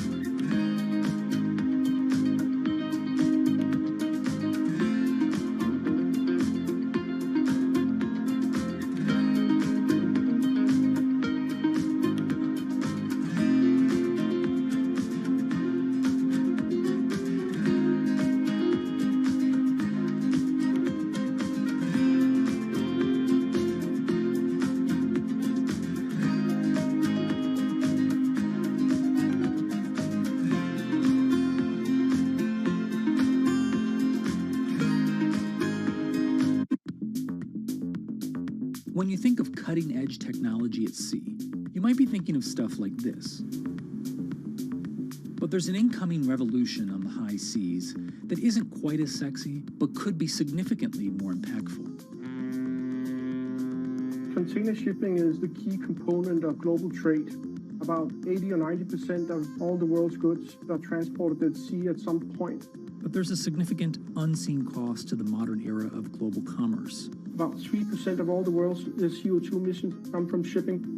3% may not sound like a lot, but that's roughly comparable to the entire CO2 output of Germany. Since reducing trade isn't a likely option, what about a technological improvement to help reduce the emissions from these well-stocked maritime behemoths?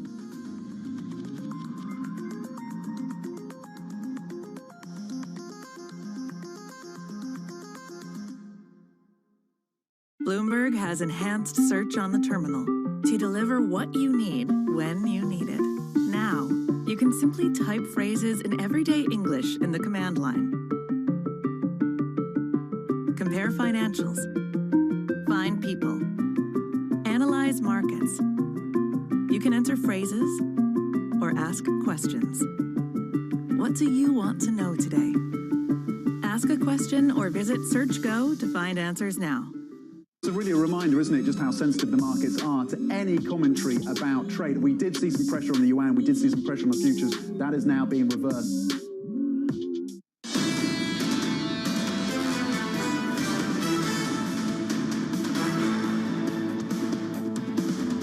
Economics, finance, politics. This is Bloomberg Surveillance Early Edition. I'm Tom Mackenzie in London. Let's check in on the markets then. Almost 2 hours into the European trading day, on a day when for the UK it is a bank holiday. There is no trading here, but across the rest of the European space there is. And there's pretty significant losses, 1.2, 1.3%. Readjusting to the data, a significant miss, particularly when it comes to services out of China, concerns about the continuing lockdowns there. And of course, what happens with the central banks, J-Powell and the Fed on Wednesday, markets pricing in a 50 basis point hike. And of course, we're looking for anything J-Powell has to say about the rate and trajectory of rate hikes along with the balance sheet. The futures stateside pointing at gains, 0.3%. That's modest when you look at the losses, significant losses you saw across Wall Street on Friday, particularly pronounced and the tech-heavy Nasdaq. The Bloomberg Dollar Index continued strength there, up almost 0.2% for the greenback in an environment, of course, of high yields. What that means for EM and other assets is a focus. You've seen the yen continuing to be under pressure, still at around 130 for the yen versus the US dollar. Copper, that is down 2.7%. That's also tied to the China story, that concern about demand from the world's second largest economy, down 2.7% when it comes to copper futures. Dr. Copper, a signal there around the health of China's economy. Let's get to what was happening over the weekend on Saturday, particularly in Omaha, Nebraska. Berkshire Hathaway holding their annual shareholder meeting. It was the first in-person meeting since 2019. Bloomberg's Laura Wright was across the event for us. Bloomberg's Laura Wright. Let me just repeat that just in case people missed it. What was the key takeaway for you then from the event? What did we hear from Warren Buffett and his buying spree that we've seen over the last quarter? Well, Tom, this was the largest buying spree since records began at Berkshire Hathaway back in 2008. It explains why the 7th largest component of the S&P 500 is trading positively in the pre-market. And that buying spree was primarily driven by a thesis that buying companies is more advantageous than share buybacks in the current environment. Cash on the balance sheet stands at just over $100 billion, down from $144 billion at the end of 2021, but still higher than Warren Buffett's comfort threshold, which is $30 billion. He sees cash like oxygen. Folks over at Berkshire Hathaway still vehemently against cryptocurrencies. Buffett and Munger outlined that they prefer productive assets such as farmland or property. But overall, analysts at Bloomberg Intelligence see the diverse portfolio of businesses as a way to transcend inflation and supply chain woes at Berkshire Hathaway. So $41 billion in terms of stock purchases in the first quarter. What has he been buying, Laura? Well, during the first quarter, Berkshire Hathaway, they've increased their stake in companies like HP and Occidental Petroleum, but most notably are the higher stakes in the energy company Chevron and the gaming company Activision Blizzard. Starting with Chevron, that stake now stands at just shy of $26 billion, a significant increase from less than $5 billion at the end of 2021. Activision Blizzard, well, Microsoft have a bid in for this company at $69 billion, and this is a classic deal arbitrage play from Warren Buffett and co. They've increased their stake to 9.5% from less than 2% the end of last year, which signals their conviction that the deal will pass. Another thesis for the team, it's any deal, go big or go home. If I'm anywhere close to this active when I'm 91 or 98 in the case of Charlie Munger, I will be very impressed and very content indeed. What is the succession planning around Berkshire Hathaway? What do we know about this? No updates on succession for 91-year-old Warren Buffett or 98-year-old Charlie Munger than what we learned last year, that the most likely heir apparent is Greg Abel. Now, during a 5-hour Q&A session, attendees commented on the mental sharpness of both Buffett and Munger. But one interesting fact that Buffett did divulge, that his successor is likely to face more scrutiny than he has been accustomed to. Okay, Bloomberg's Laura Wright, I'll get it eventually, on the succession plans at Berkshire Hathaway and that huge buying spree in the first quarter, $41 billion. Let's get to what's happening with one corporate in Germany, the plight of a real estate investment company, Adler. It is plunging this morning, absolutely hammered, down more than 40%. That's after its auditors refused to sign off on its latest set of results. KPMG said that there was not enough evidence to give an opinion on the numbers. and most of Adler's incumbent board has resigned. Joining us now is Luca Casiraghi, our distressed debt reporter in Milan. Luca, this is just the latest twist in the Adler saga. How has the company responded? This is no minor thing when the auditor steps down, as you well know.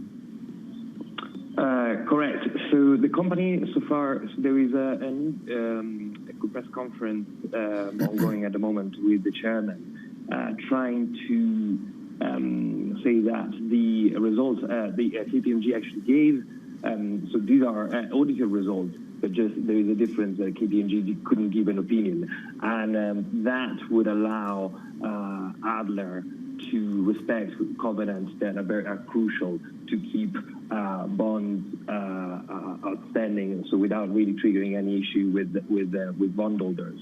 That most likely will be challenged by bondholders in the next few weeks, but that's a legal battle that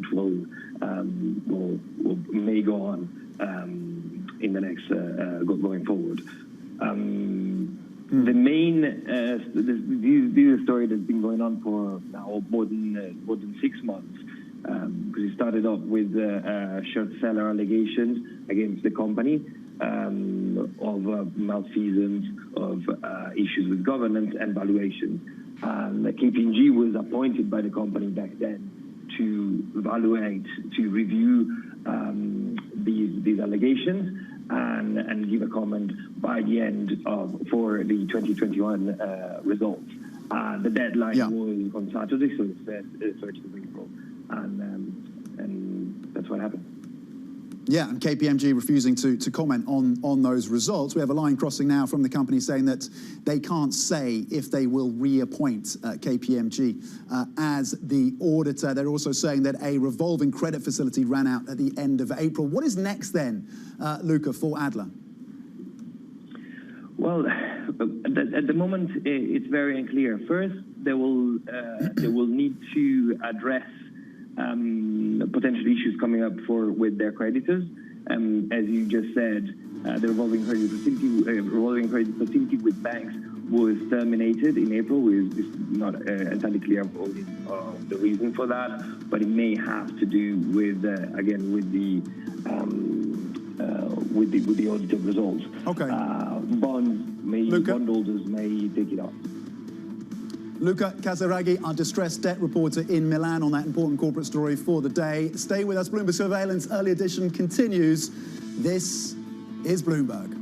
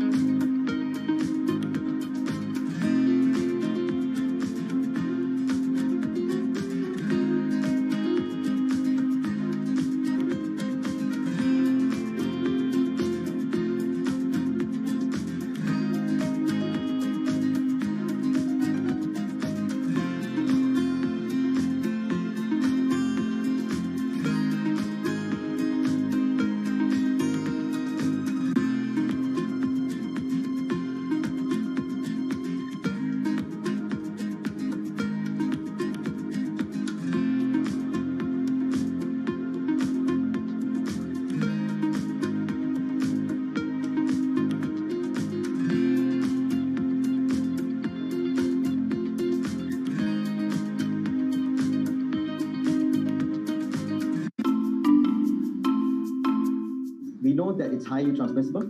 We know that 2 doses of vaccines, Pfizer vaccine specifically, neutralize the virus, but not as efficiently, because various studies showing that reduction up to 40-fold, meaning that a 3rd dose is a must for it to successfully neutralize the variant. What we don't know is still that what are the effects of mix and matching between vaccines, and what are the capabilities of antibodies produced from this mix and matching in neutralizing Omicron. Because as we know, many parts of the world use different types of vaccines. And that would be a great data to look at. It will be also great to look at, because majority of the studies done, uses a small sample number, and most of the time, when you translate it to real world, the data changes. So it will be really good to look at large-scale data of the ability of antibodies from vaccines to neutralize this variant. Grateful here today that the virus, Omicron variant, still uses ACE2 receptor as its main entry. It means that all of the vaccines which are designed with spike in mind still works. Imagine if it uses a different receptor other than ACE2. None of the vaccines would work today. So I think that is the best news that we got from all these studies which came recently, the past couple of days. BSO Now is your online home for weekly Boston Symphony Orchestra and Boston Pops performances. See new concerts that go behind the scenes, plus acclaimed archival concerts. Visit bso.org/now, where the music plays on. BSO season sponsor, Bank of America. Access the financial world on demand. Hear from leading economists, policymakers, and industry experts via live and on-demand webinars, only from Bloomberg. Start exploring to see what's moving the markets. Visit Bloomberg.com/webinars. However you get your news. This is Bloomberg Daybreak with Lee. On Bloomberg Radio. Welcome to Daybreak Australia. This is Bloomberg Technology. This is Bloomberg Green. On TV, radio, and the web, this is Bloomberg. I think it remains an extremely uncertain environment for all asset classes, and I think we're going to continue to see that volatility in all the markets then. Of course, we've been on a roller coaster ride in terms of tech earnings. All of tech's in the penalty box. We're seeing a massive downswing post-pandemic hangover. I don't think it is the cause of peak worry. Having a broadly diversified portfolio is probably, still the best way to navigate this. This is Bloomberg Surveillance, Early Edition, with Anna Edwards, Matt Miller, and Kaylee Lines. 10 a.m. in London, 5 a.m. in New York, 5 p.m. in Hong Kong. It is Monday, May the 2nd, and these are our top stories. U.S. stocks stabilize after Friday's massive sell-off. European equities are still playing catch-up and are down hard. Weak Chinese PMI data is certainly not helping. Buffett, though, is buying, and buying big. Berkshire Hathaway made $41 billion worth of net purchases in the first quarter. That's the most in at least a decade. And Hungary's red line. Prime Minister Viktor Orban says he will veto any EU attempt to sanction Russian energy. Welcome to Bloomberg Surveillance, the early edition. I'm Guy Johnson in London. Kruti Gupta and Kaylee Lines are in New York. Anna Edwards and Matt Miller are off today. Let's talk about what that session looked like over in Asia. Kaylee, what do we see?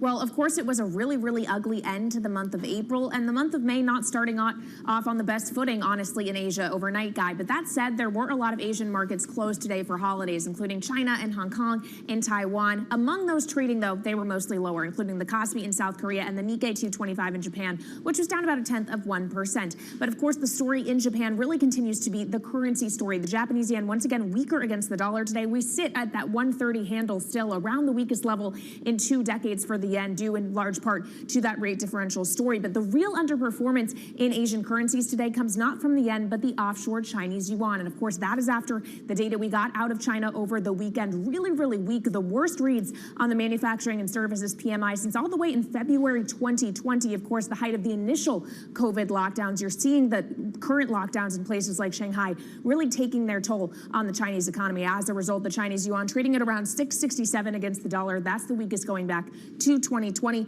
And then, of course, that also fuels inflation fears, given it could exacerbate some supply side challenges. And, of course, inflation going to lead a number of central banks to likely tighten policy this week, creating that includes the RBA, which is expected to hike tomorrow. That 10-year yield in Australia up more than 13 basis points overnight at 3.26 or so. That is the highest going all the way back to 2014, Creedy. Yeah, and Kaylee, some of that moves that you were talking about, the worst, those superlatives, the worst going back to 2020. Well, it's a similar story in the U.S. session as well. Remember, the S&P 500 closed April with the worst month since March of 2020. So you are seeing a little bit of a bounce back on this first trading day of May. The future's up about 0.3%. But this is something to keep in mind. Put this in the context of the volatility we've seen, because if you look cross-asset, you're not seeing that same risk-on feeling. For example, a 10-year yield pretty much unchanged despite having traded throughout the Asian session. The New York crude futures even down 3%. Once again, the growth outlook really going to be weighing on that commodity. Is that a predecessor of what you're going to see in the stock market later today? And of course, Bitcoin, the volatility of Bitcoin, 4% is the usual average move in one direction or the other. Right now, only seeing a 1.6% move to the upside. So, Guy, the question here is how much of this is actually going to hold into the open? Absolutely. It's going to be fascinating to see how May starts. Selling May go away. European equity vol gapping higher first thing this morning. That's interesting. We've also had some data out this morning. Let me just flag that to you. Confidence data, the headline number missing. The real details here, though, come in consumer down and down hard, and the industrial number down and down hard. The services number reasonably stable. The headline number for April coming through at 105, the estimate 108. So depressed confidence here in Europe, understandably, given what we see in front of us here. London's an outlier. It's closed today. Ignore it. The DAX is down by 1%. The CAC is down by 1.75%. We are basically factoring in here the closed Friday out of Wall Street, which we didn't fully deal with here in Europe, and also that poor Chinese data that we got out overnight that we were just referencing. The DAX is down by 1%. Euro dollar still trading with the 105 handle, but down today. The German Bund's catching a little bit of a bid today, which is interesting. And Brent crude, which is open today despite London being shut, is actually down and down fairly hard. The reason for that, the Chinese data. Keep an eye, though, on this politics story surrounding EU energy and whether or not Hungary will actually veto any attempt to sanction that. We'll talk about that in just a moment. Quick look at Russian assets just to show you what is happening here. Russia had to dip into its domestic dollar reserves to make a payment Friday. It did so. The ruble, probably one of the only currencies right now, Kaylee, that has actually had a fairly good month, the last month, against the US dollar. Currently trading 71.40. The Russian stock market, obviously a derivative factor of that, trading at 24.45, and the 10-year Bund trading at 10.17. But it was interesting that they had to dip into domestic reserves to make that payment Friday, Kaylee. Absolutely, really trying to avoid a default when it comes to Russia. That, of course, is something that we had earmarked for later on this week. Now, as for what else is happening this week, today, Indian Prime Minister Narendra Modi will be embarking on his first overseas trip this year. He'll visit Germany, Denmark, and France.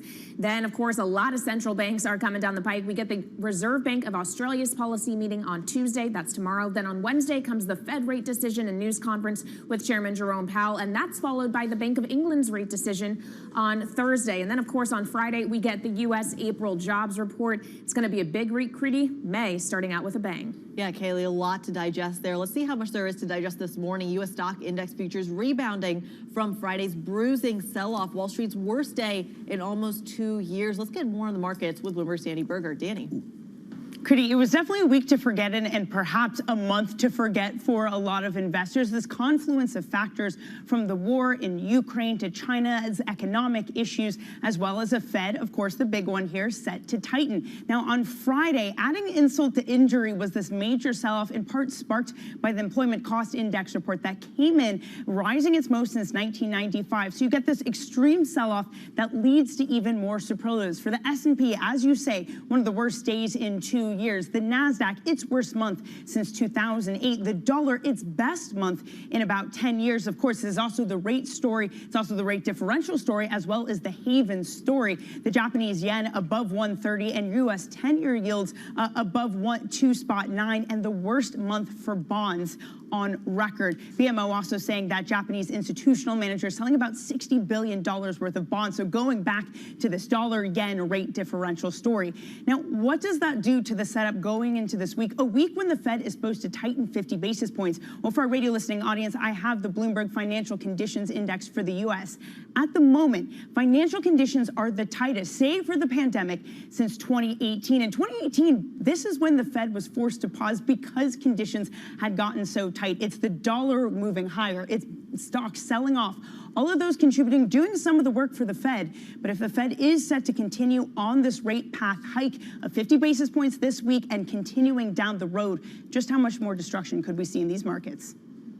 Danny, thanks very much indeed. It's going to be a big end to the week, isn't it? It's got an interesting start to the week in terms of the data we're already seeing. In China, coronavirus lockdown certainly taking a significant toll on the economy. Over the weekend, official data showed that both manufacturing and services activity plunging in April to their worst level in more than 2 years. Indexes for exports and imports also slumped. Bloomberg's Tom McKenzie joins us now with the details. Tom, kind of pull apart the data for us. What is it telling us about where we are with the Chinese economy? Services firmly in contractionary territory, around 42, so well below that 50 level. Manufacturing came roughly in line with the surveys, but also in contractionary territory. Here's what's really important. When you take apart the data, one key component that I looked at was the export data, the sub-component within this data. Exports out of China are starting to soften. That was a pillar of support through 2021. That is starting to crumble, alongside, of course, pre-pandemic, we're still not back to that retail health, that consumer health for China. That still never came back. And now exports are starting to weaken as well. So real concerns there for the Chinese economy. On the lockdowns, there's been some optimism that in Shanghai, they're getting ahead of this now. The infection rates have come down, but you're still about 6 weeks into a lockdown there for many parts of that city. Beijing is on the edge as to whether they go into a lockdown or not. And then, of course, you know, and we've been unpacking the supply chain constraints out of that. So what is going to happen on the policy response? The Politburo came out with that statement towards the end of last week saying we will meet those end-of-year targets. But what are the details? Is it going to be enough to offset the constraints we're seeing as a result of the lockdown? Xi Jinping has said he wants to step up infrastructure spending. That's pulling the tools out of the old playbook, stepping up infrastructure spending. That draws in longer questions about the sustainability of China's economic health, given they had been trying to build out their domestic demand. Now they're going back to infrastructure. What does that mean for debt loads? What does that mean for their longer-term questions about trying to re-engineer this economy? The pressure is acute at this point. Back to the old playbook. Tom, thank you very much indeed. Bloomberg's Tom McKenzie on what's coming out of China. Let's go from Beijing to Brussels. European energy ministers are holding a special meeting in Brussels today as pressure grows on the EU to curtail Russian oil imports as the war in Ukraine continues. It comes after Bloomberg reported that officials are discussing a new package of sanctions that could see a phase-out announced as soon as this week. Let's go to Brussels now. Our European correspondent, Maria Tadeo, is following the latest meeting in Brussels on this very subject. Maria, the question is whether or not everybody's on board with the idea that we're going to see energy sanctions right now. Hungary certainly could be a problem. Yeah, it could be. And it's funny because for a very long time, we talked about Germany and the fact that Germany had this veto for Russian energy that they believe it would be incredibly detrimental to the German industry. And then, of course, over the weekend, we hear that the German authorities would now be open to this embargo, which I would call, by the way, a light embargo, because it would be a gradual phase out and there would be a transition period for everyone to adjust from now until the end of the year. But nonetheless, the Germans are on board. While that is happening, you have Hungary today, the spokesman for Prime Minister Viktor Orban, saying that they haven't dropped this veto, that they still believe this is not going to put an end to the war, and that Hungary is not in a position to accept this. I would just note one thing very quickly here. Viktor Orban is someone who has a lot of bravado, a lot of testosterone in public, but when you look at everything he's done behind the scenes in the past few months, he's always voted in favor of EU sanctions alongside everyone else. All right, Bloomberg's Maria Tadeo in Brussels for us. Thank you so much. Meanwhile, U.S. House Speaker Nancy Pelosi met Ukraine's President Volodymyr Zelensky on Saturday during an unannounced visit to Kyiv. She's the highest U.S. official to travel to the country since the Russian invasion. Here's what she had to say at the meeting. We believe that we are visiting you to say thank you for your fight for freedom, that we are on a frontier of freedom, and that your fight is a fight for everyone. And so our commitment is to be there for you until the fight is done. Anne-Marie Horner, Bloomberg Washington correspondent, joins us now from D.C. Anne-Marie, how significant was this visit?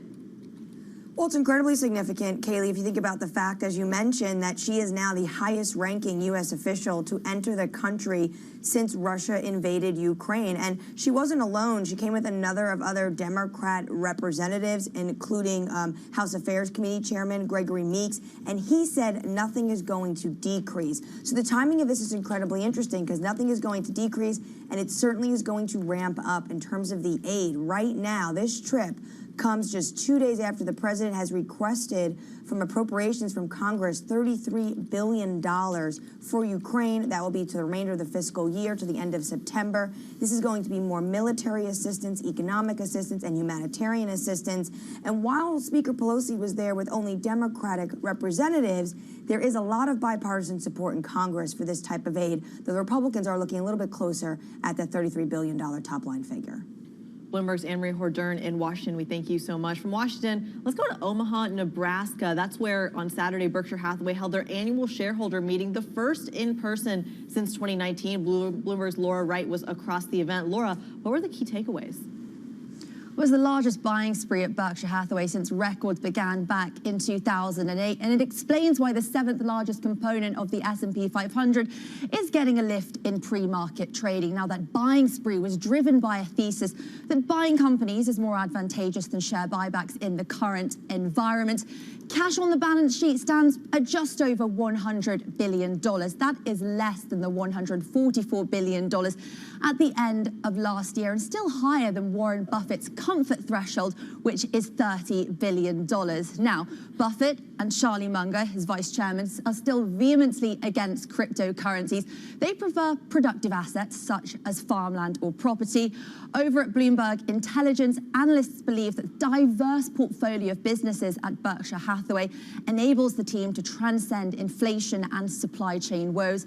In terms of action during the first quarter, Berkshire Hathaway increased their stakes in companies like HP and Occidental Petroleum, but most notable are the higher stakes in the energy company Chevron and the gaming company Activision Blizzard. That stake in Chevron now stands just shy of $26 billion. At the end of last year, it was less than $5 billion. That Activision Blizzard stake now 9.5%, up from less than 2% at the end of last year. And that is a classic deal arbitrage play, considering Microsoft have an outstanding bid on the gaming company, but no update on succession than what we know already. All right, Bloomberg's Laura Wright, thank you so much for that roundup. Now let's get a roundup of some stocks moving in pre-market trading here in the U.S. I want to begin with the big laggards of Friday's session. Heavyweights, Amazon and Apple, that took the broader market deeply into the red. Of course, for Amazon, it saw its worst day since 2006, down more than 14% in the Friday session after that disappointing forecast. Apple was down about 3.7%, but a tiny bit of relief coming into the shares on this Monday morning. Amazon's up about 0.5% in early hours, Apple by about 0.25%. One other stock I wanted to mention moving lower today is Freeport-McMoRan. Of course, you do have copper prices under some pressure, futures down about 3%. That largely is probably a China story after the weaker data out over the weekend signals maybe not such good things about metals demand. As a result, Freeport-McMoRan down about 1.7% before the bell guy. Okay, Kaylee, what have we got coming up? We're going to focus back on what's happening with these markets. We're going to speak to Raj Shant, an equity portfolio specialist at Jennison Associates. And later today, Business Titans, they're going to be speaking at the Milken Institute Global Conference. It's taking place in LA. We're going to hear from Citi's CEO, Jane Fraser, Citadel founder, Ken Griffin, Apollo's Mark Rowan. It's a pretty good lineup. Definitely going to want to tune in for that. This is Bloomberg.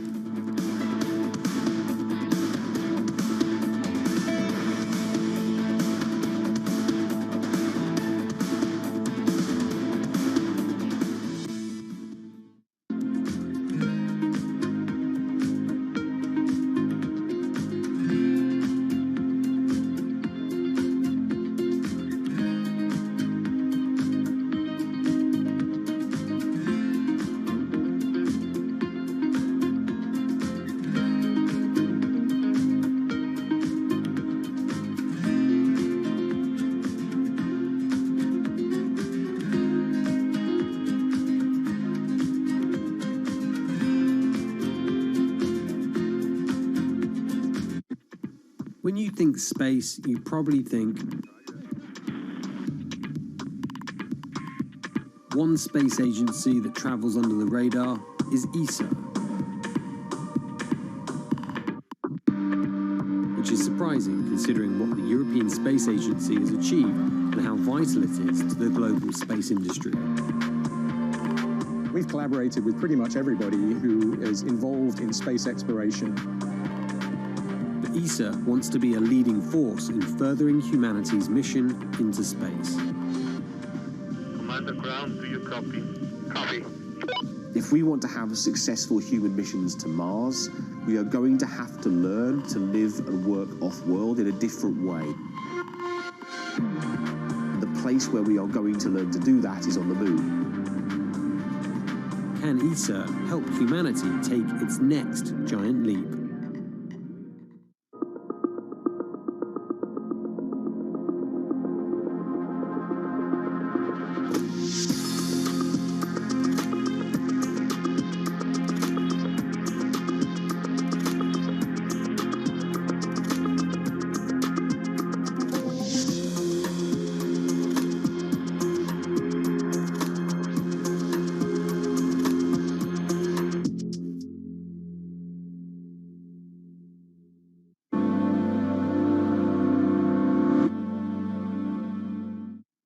Season is here. A moment of multiple crises. Bloomberg is fastest with the numbers and analysis. You do have some good news and bad news. It's a good time to own volatility. Bloomberg, the fastest numbers and analysis you trust.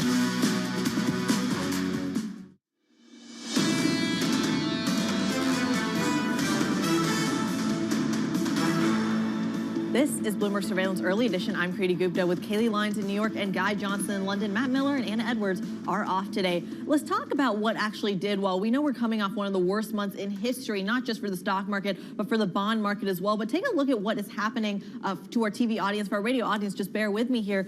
Dollar strength seemed to be April's story. One of the best months for the dollar, actually going all the way back to 2012. It really speaks to the fact that a lot of the volatility was in the currency market. A lot of the flows went straight into the dollar. And a lot of this might simply be a function of a very hawkish Federal Reserve that's really leading the charge in terms of those interest rate hikes. So what does it mean for assets in the rest of the world? The ECB, the PBOC, the BOJ. For that, let's break it all down with Christine Aquino, Bloomberg Markets Editor. She joins us now. Christine, I'm curious about this dollar strength story. What does it mean for those who are perhaps looking at the carry trade in the yuan or in other EM currencies? Well, Kriti, it's going to be really, really interesting because, as you mentioned, a lot of the dollar strength, definitely a function of that expectation that the Fed will really open the way for bumper rate hikes starting this week, a 50 basis point rate hike basically baked into markets. But then on the other hand, there is also this haven bid that we really saw ramp up over the last couple of weeks for the dollar. That's, of course, a function of what we saw, particularly in China. A lot of worries there regarding the economic slowdown and the impact of the lockdowns, and also worries about Japan, what the weekend is doing for policy there, and really the economy in general, especially given the pace of the move in the currency. And so all of this really amounting to just dominance in the dollar. As you mentioned, it is one of the best performances of the dollar over the past decade, and it's likely that we see this sort of TINA action in the dollar continuing as we kick off the Federal Reserve rate hikes this week. Well, Christine, you mentioned China. I want to talk more about that just briefly because obviously really weak PMI data over the weekend. China has had words to say that they will promise to shore up the economy in some sense. Will that actually be followed by action?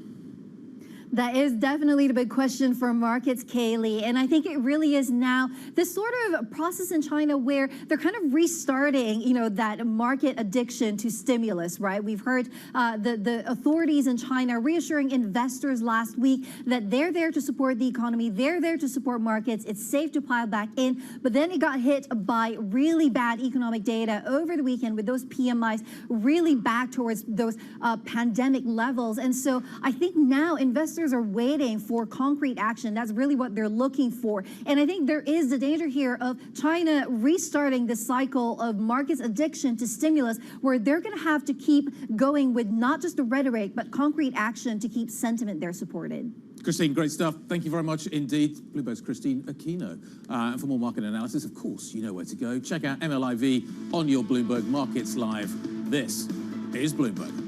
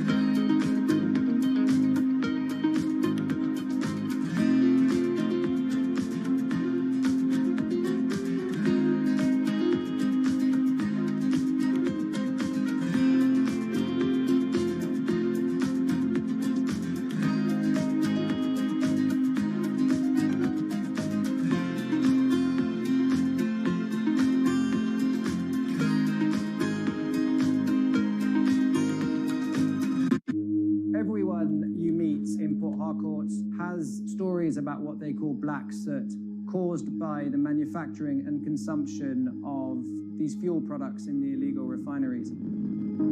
Oil theft, known as bunkering, and the refining of its spoils is worsening the damage from decades of fossil fuel exploitation, creating one of the world's most severe ecological disasters. Our sacred forests, our homes have to give way to oil wells, and no one gets much benefit. Imagine a resident of Port Harcourt who inhales this soot every second in 24 hours, 7 days a week, 30 days in the month, and for years now, we are dying slowly but surely, and our lifespan is reducing every day.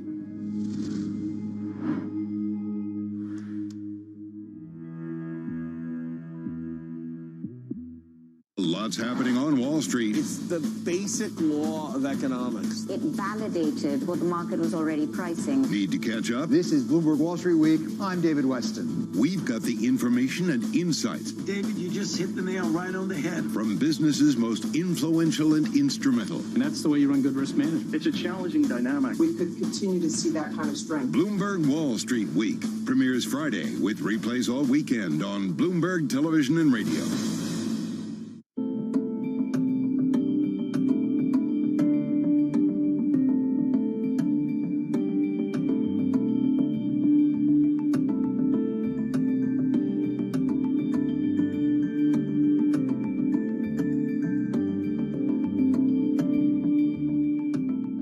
Stocked early enough all these precious materials you were just mentioning, and we were on the lucky side that our prognosis was spot on in a way, forecasting what kind of material we would need and what quantity we would need. It's really a reminder, isn't it, just how sensitive the markets are to any commentary about trade. We did see some pressure on the yuan, we did see some pressure on the futures. That is now being reversed.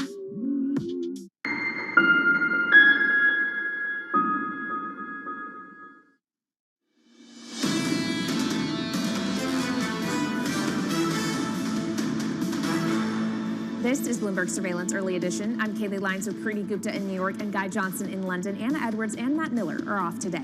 Now keeping you up to date with news from around the world, here's the first word. In India, a blistering heat wave has scorched wheat fields, reducing yields in the world's second biggest grower. That could be a serious blow to global supplies after Russia's war in Ukraine upended trade flows out of the Black Sea breadbasket region. The U.S. Homeland Security Chief warns that immigration could be strained by the end of a fast-track deportation policy. Alejandro Mayorkas says that could result in a surge of up to 18,000 migrants at the southern border. The Biden administration is preparing to lift the policy on May 23rd. In Germany, the embattled landlord Adler Group fell the most ever. The company posted a $1.2 billion loss in annual results that its own auditor, KPMG, declined to endorse. That led a number of board resignations. Today, Adler wrote down more than $1 billion of goodwill related to its consist development business. And Qantas has revived a plan for the world's longest nonstop flights. They would connect Australia's East Coast with New York and London. The airline says it's buying 12 Airbus A350-1000s that can make the 20-hour journeys. Qantas will begin service from Sydney in 2025. Not sure I'm eager to sign up for a flight that long. Coming up, we'll get back to the markets and speak with Raj Shant, an equity portfolio strategist at Jensen Associates. This is Bloomberg.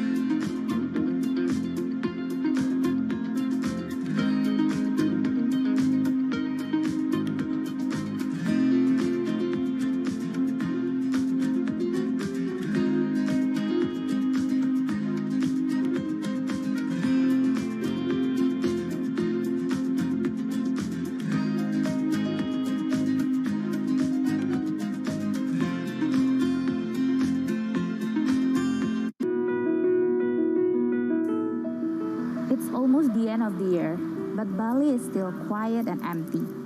I am here in Kuta Legian, one of the main walking streets here that is used to be a tourist spot for beach, dining, shopping, but many shops here are still closed. Most of the outlets are either for rent or for sale as they have run out of business. Saya kerjanya di sini udah lama, udah ada 10 tahunan di sini kerja. Masih sepi sih, nggak kayak dulu. Kalau dulu kan rame, sekarang ya ada 1-2 itu ada, tapi nggak kayak dulu. Kalau dulu rame sekali. Sekarang paling dapat jualan ya 100, 120 gitu. 200 ya.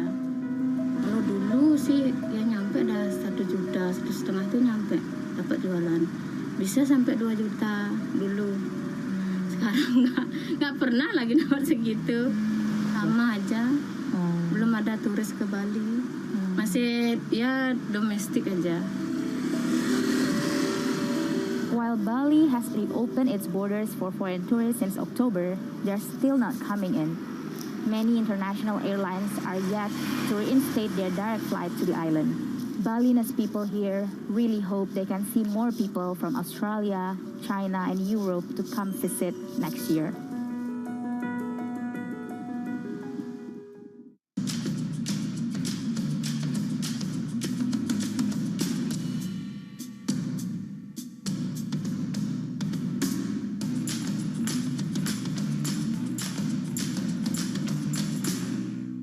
Market that over the past few weeks has made it clear it wants to go higher. It got a little spooked by the idea that geopolitical tensions are rising.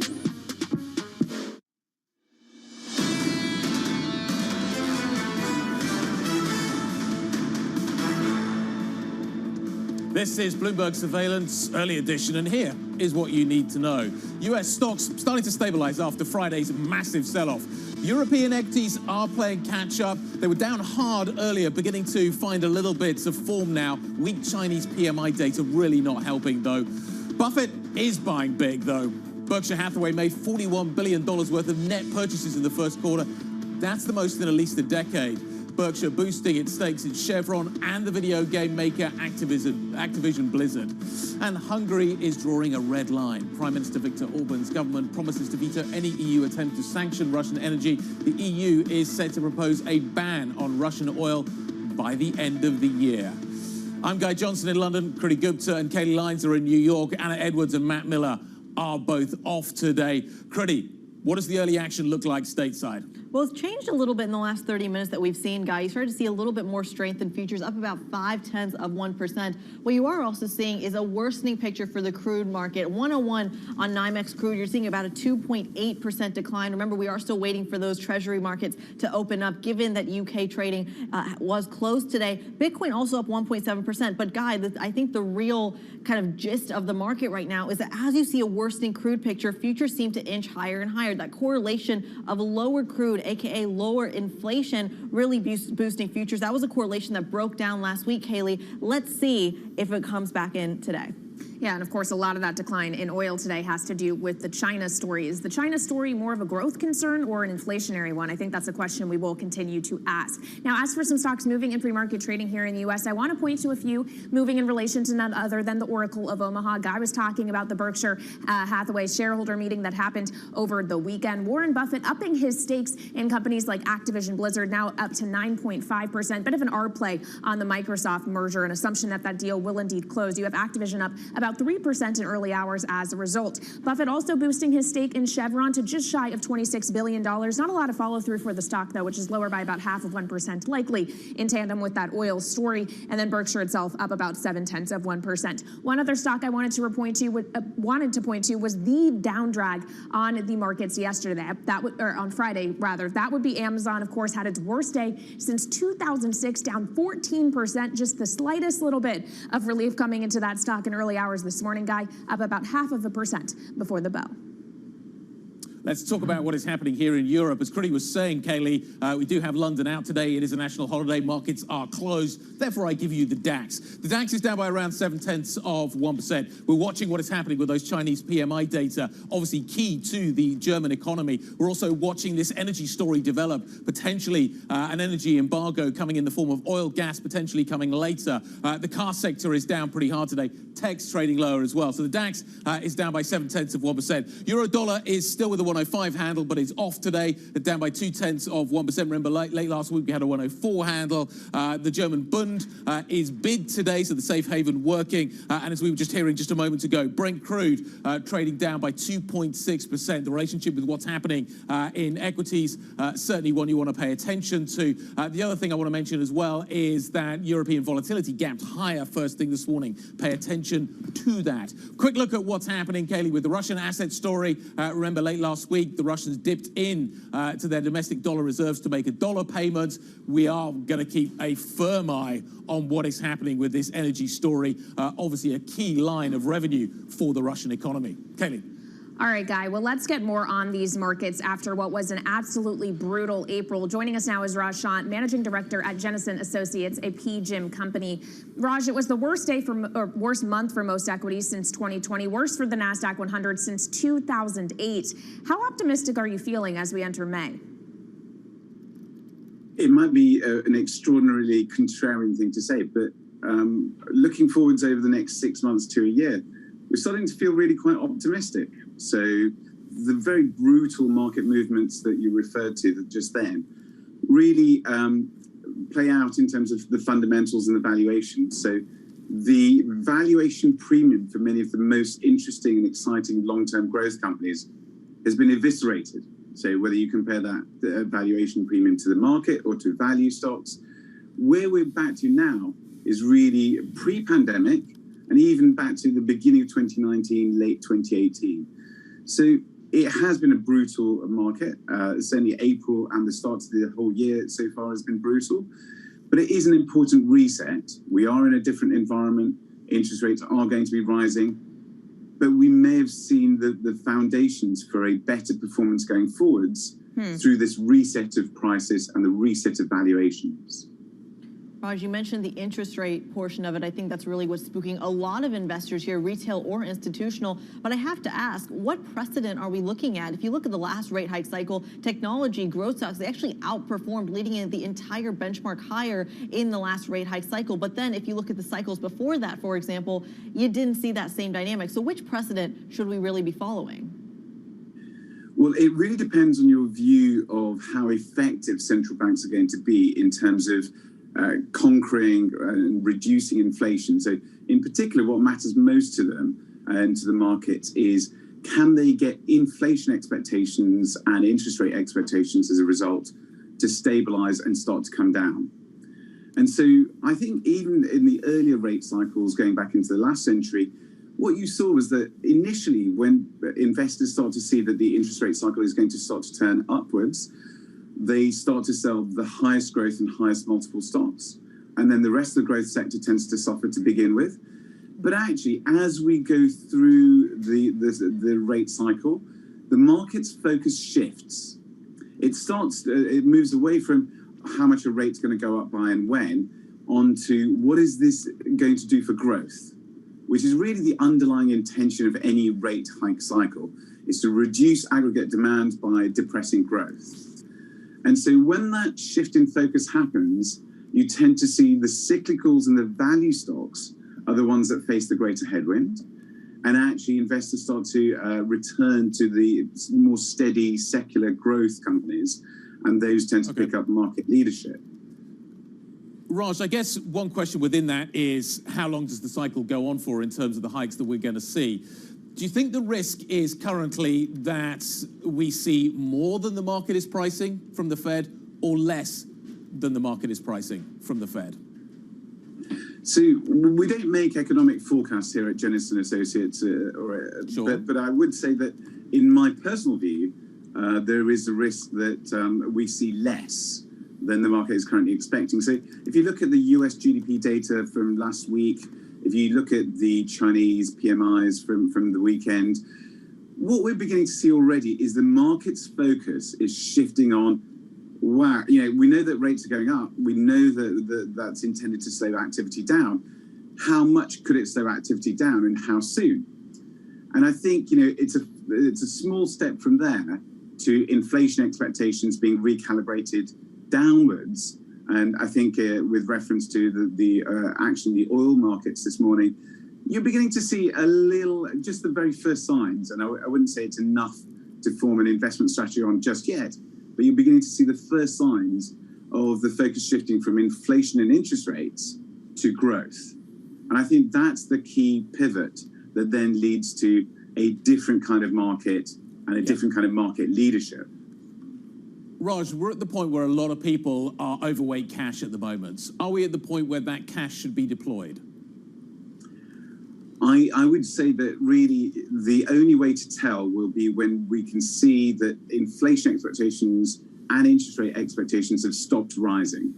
So certainly, as you saw in April, that wasn't the case.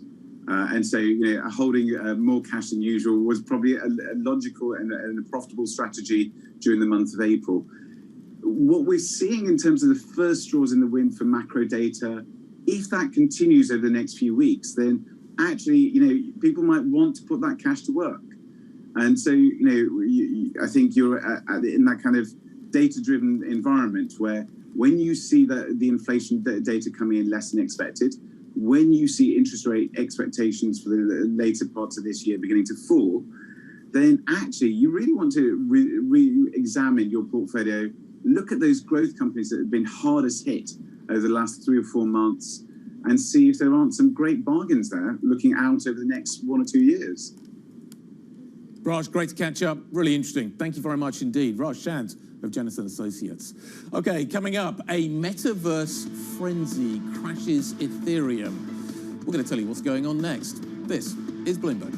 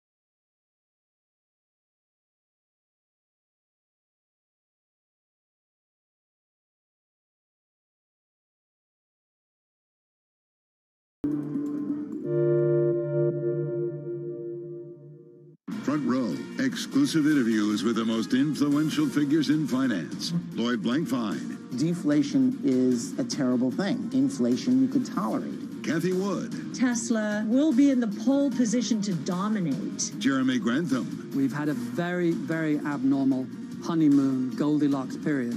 First available on the Bloomberg Terminal, then on Bloomberg Television and Bloomberg.com. Front Row, the best seats in the house for business's greatest minds. Why do the biggest names in business choose Bloomberg? That is a great question. It's a great question. It's a great question. Great question. Great question. Great question. Great question. That's going to be the best question I get all night. I'm glad you asked that. Bloomberg Television. Top experts, great questions.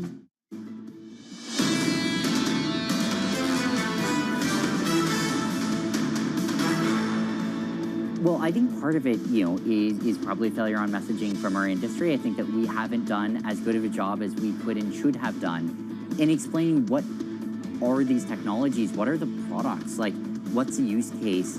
And I think that, you can talk about it in high level all you want, but again, until you go through on a pretty low level, how they would operate in various circumstances, it's hard as a customer to deeply understand what the potential use cases of the technology are.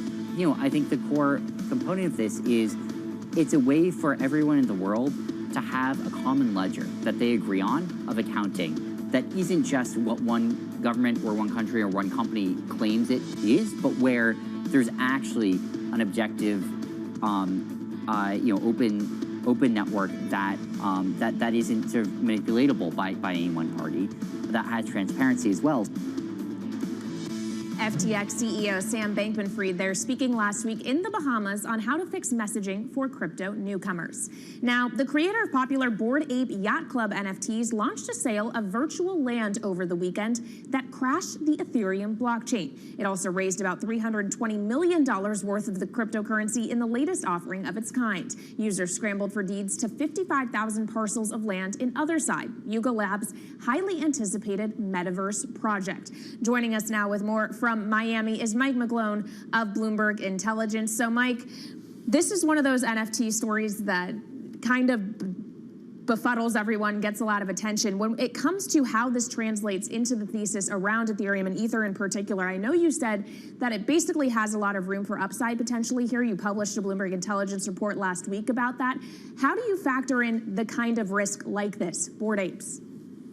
Well, I think, Kayla, you just nailed the key thing from Ethereum, from my standpoint. When you hear about high fees and NFTs, and that was a problem that crashed the network, but bottom line, they're all denominated in Ethereum. So it means demand for Ethereum and also Solana. So that's a key thing that also happened last week, and there was also an issue with Solana, too, because it's a main platform for NFTs. So from my standpoint is, there's a lot of issues out there with NFTs. Digital property rights is one way to look at them. It's a lot for me to try to understand, but I try to narrow it down to what I do understand. Demand for Ethereum and Solana, which means how I have to do is analyze supply to determine it probably means prices should go up over time. But I think part of what you're seeing happening is a bit of that frenzy and a lot of money flowing around that the Fed's going to be addressing on Wednesday.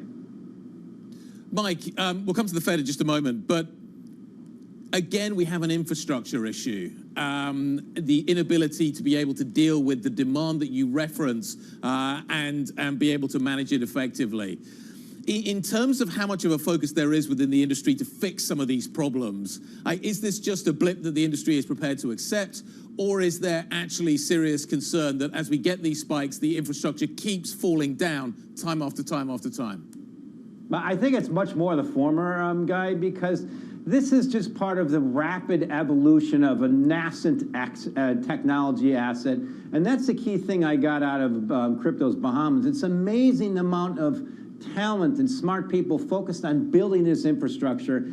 And yes, this is, it's probably a pretty good test that pushed it to its limits. And okay, now we know what we have to do to address this. So I walked into the hackathon a little bit, which is way out of my area, but it's just so many of those geeks who just figured it out. And you put Sam on there earlier. Sam's more of a markets guy, but he's a quintessential geek that people love. And that's what I came out of that Crypto Bahamas is, you know how he started out the Crypto Bahamas? It started at 9 a.m. and he looks around and goes, man, you people get up really early. So it's just an indication these people will figure it out. And this is a good test for a challenge that they're so waiting to overcome. And part of that is also regulation. Please bring on the regulation so we know the names, the rules of the game, and we'll move forward.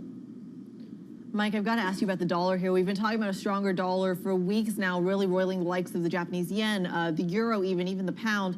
What does that mean in context of Ethereum and Bitcoin, both of which have been largely trading sideways year to date?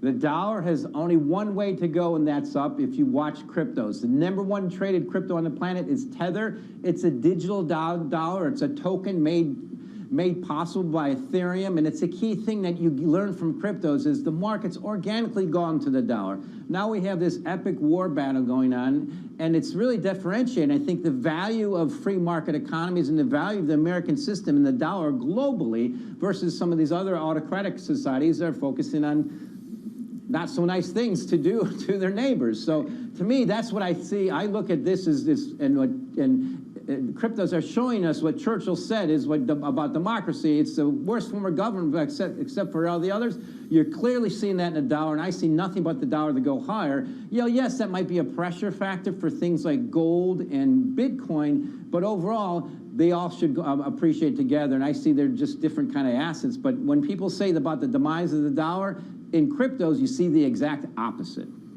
Fascinating stuff. Mike McGlone of Bloomberg Intelligence, we thank you so much. And tune in to Bloomberg Crypto every Tuesday at 1 p.m. New York time, the weekly show co-hosted by Matt Miller and Kaylee Lyons, covering the people, transactions, and technology shaping the world of decentralized finance. This is Bloomberg.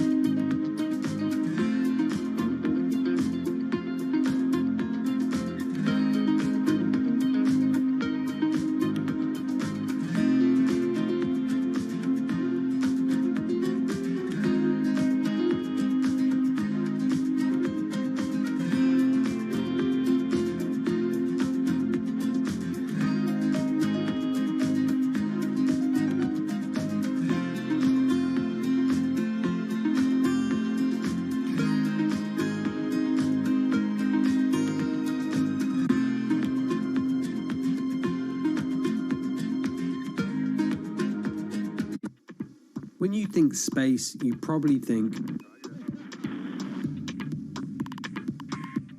one space agency that travels under the radar is ESA, which is surprising considering what the European Space Agency has achieved and how vital it is to the global space industry. We've collaborated with pretty much everybody who is involved in space exploration. ESA wants to be a leading force in furthering humanity's mission into space. Commander Ground, do you copy? Copy. If we want to have successful human missions to Mars, we are going to have to learn to live and work off-world in a different way. The place where we are going to learn to do that is on the moon. Can ESA help humanity take its next giant leap?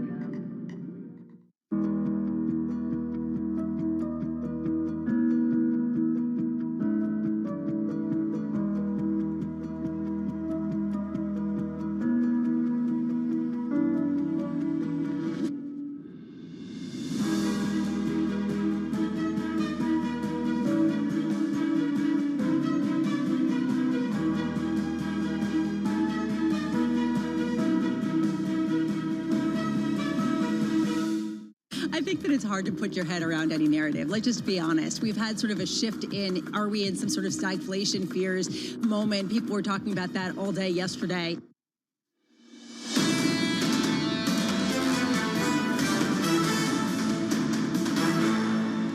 So this is Bloomberg Surveillance, the early edition. I'm Guy Johnson in London with Kriti Gupta and Kaylee Lyons in New York.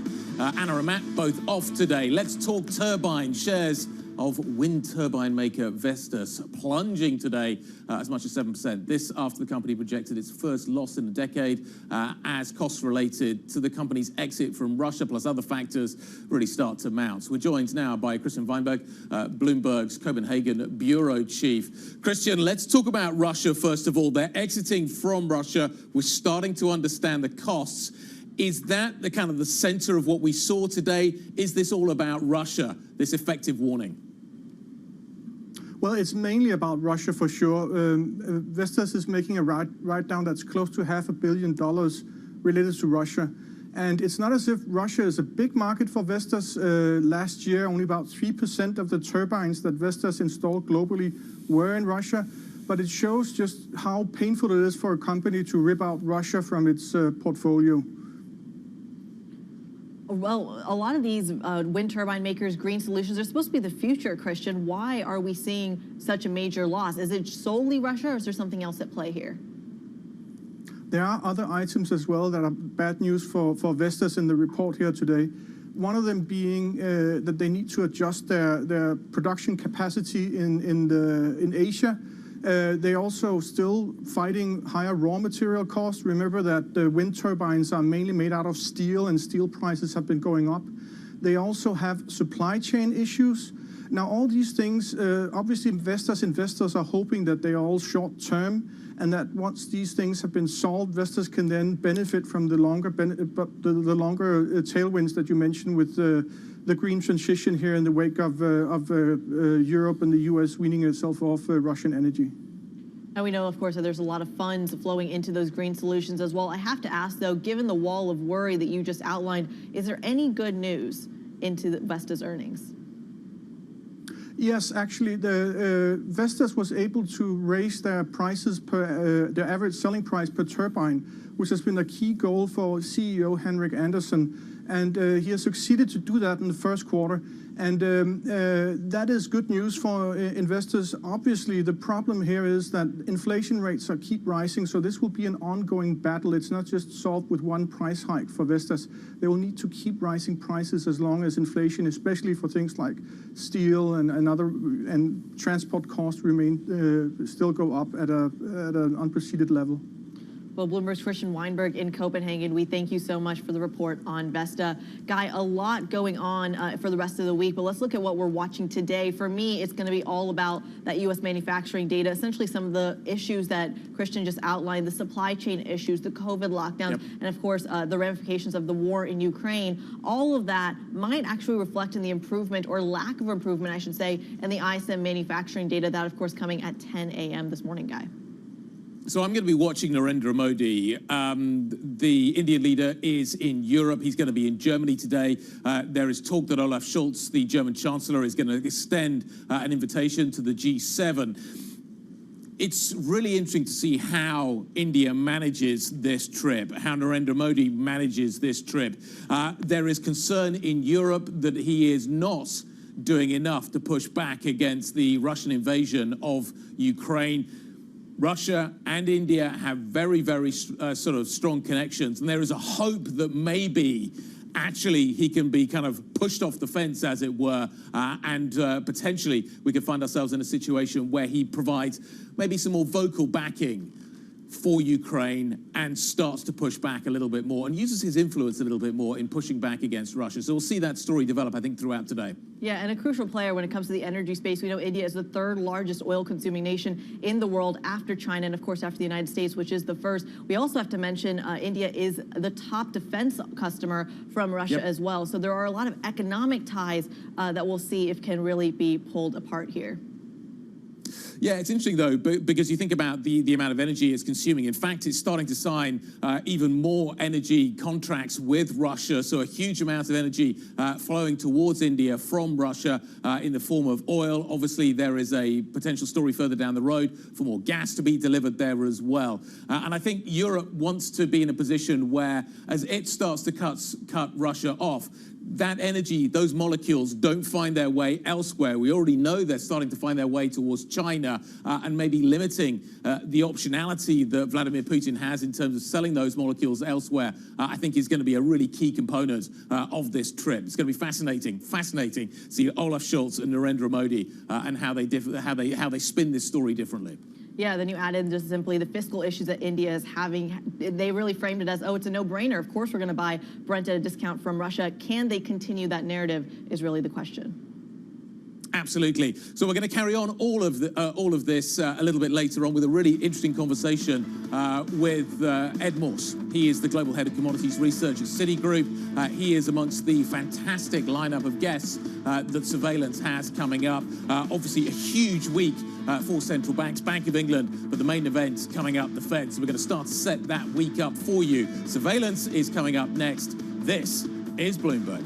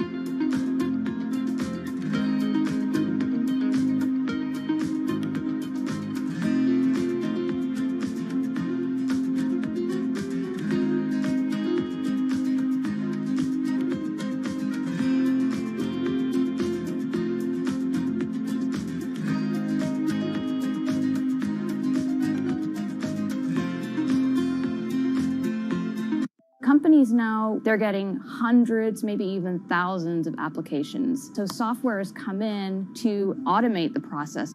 You want to write your resume for robots, not for humans. The only job your resume has is to be comprehensible to the software that is reading it, because that software or robot is going to decide whether or not a human ever gets their eyes on it. These things are programmed by a certain segment of the population that might not be totally inclusive or not be fully aware. Concerns about how this technology could exacerbate discrimination. For the FTC, I think foremost, the FTC needs to be making sure that we're fully understanding this technology. We don't trust companies to self-regulate when it comes to pollution. We don't trust them to self-regulate when it comes to workplace comp. Why on earth would we trust them to self-regulate AI?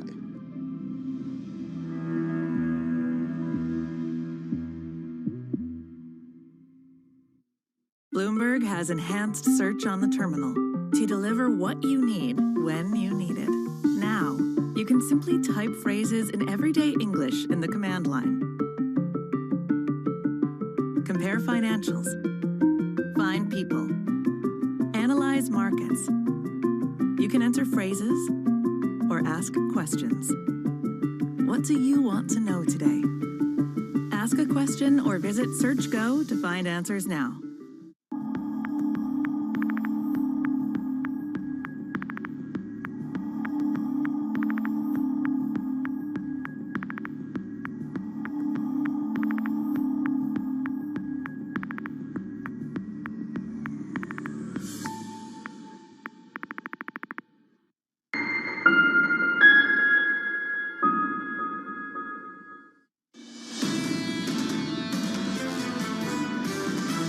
The Fed is in warp speed in terms of trying to get to neutral and past neutral. We no longer have ultra-accommodative Fed policy. The Fed needs to get to above 3.5% on the Fed funds rate. The big fear here on the Fed hiking cycle, that is something going to break? They want to wake up one day and they want like inflation back to 2%. This is not how it's going to work.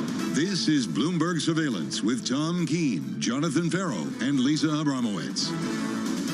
Live from New York City for our audience worldwide. Good morning, good morning. This is Bloomberg Surveillance on TV and radio alongside Katie Lyons and Lisa Abramowitz. I'm Jonathan Farrow. TK still hungover. Futures positive 0.4% on the S&P. Just in general? From a lot of drinking, I think, over the weekend, Lisa. We can talk about that later. This week, though, a big decision for this Federal Reserve. This is right now countdown to Wednesday. That's how it feels. We're expecting that 50 basis point rate hike, which is the first such rate hike since 2000 in terms of magnitude. But really, to me, I'm more interested to hear about the runoff of the balance sheet. How quickly will they shrink their $9 trillion fortress? Where do you think there is scope for surprise? Around the balance sheet, somewhere else? Because for a lot of people, Bramo, the next 100 basis points of rate hikes is all but guaranteed.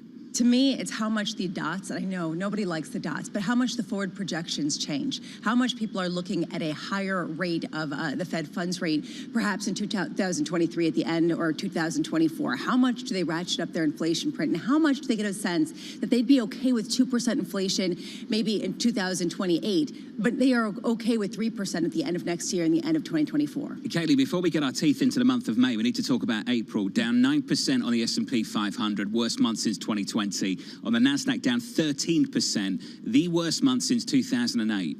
Absolutely. We haven't seen an April this bad for the S&P 500 going all the way back to 1970. And it wasn't just brutal for equities either. It was really true across asset classes. The bond market globally, I think, had its worst year in aggregate, or worst month in aggregate since 1990. Really, really brutal. And the question is, does that picture look any better as we start a new month with a tightening Federal Reserve, as you guys were just speaking about, and an earnings season that so far has looked okay, but a few of the giants clearly missing the mark in a big way? So far okay on the earnings. The data, will it justify the fear that people have about this economy? Bramo, looking to China, that data coming into the weekend after the close on Friday was pretty brutal. It was brutal, especially because it seems like there is a disconnect between the data and how much there is a slowdown in some of the official response. Just to give it to perspective, it was the weakest print, the biggest decline in both manufacturing and non-manufacturing results going back to February of 2020. The activity is slowing down, almost contracting, and now you're actually seeing contractions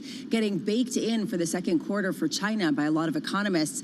How do we then negotiate the entire world economy recovering with that kind of backdrop? We've got an important week ahead, not just the Federal Reserve, but a payrolls report just around the corner we can discuss as well. Let's whip through the price action for you this Monday morning. Good morning to you all. Futures are positive, 0.33% on the S&P. On the NASDAQ 100, it was absolutely brutal last month. Right now, positive 0.4%. Yields in a basis point, call it 2. We're down to 291.83, 291.63 on a US 10-year right now, Bramo. Yeah, right now what I'm looking at today, this is, it's quieter week. We should say that, right? There are a lot of holidays in Europe and in Asia. But we're here and we're watching what's going on with the European Union energy ministers. They're holding an emergency meeting to try to figure out how to proceed with Russia. I find it fascinating. I've been looking at natural gas futures over in Europe. They have not really been climbing. In fact, they've been going down. And sure, you could say part of this could be due to the slowdown in China. But what I see this as is skepticism that there will be any sort of ban and the ongoing distribution of Russian gas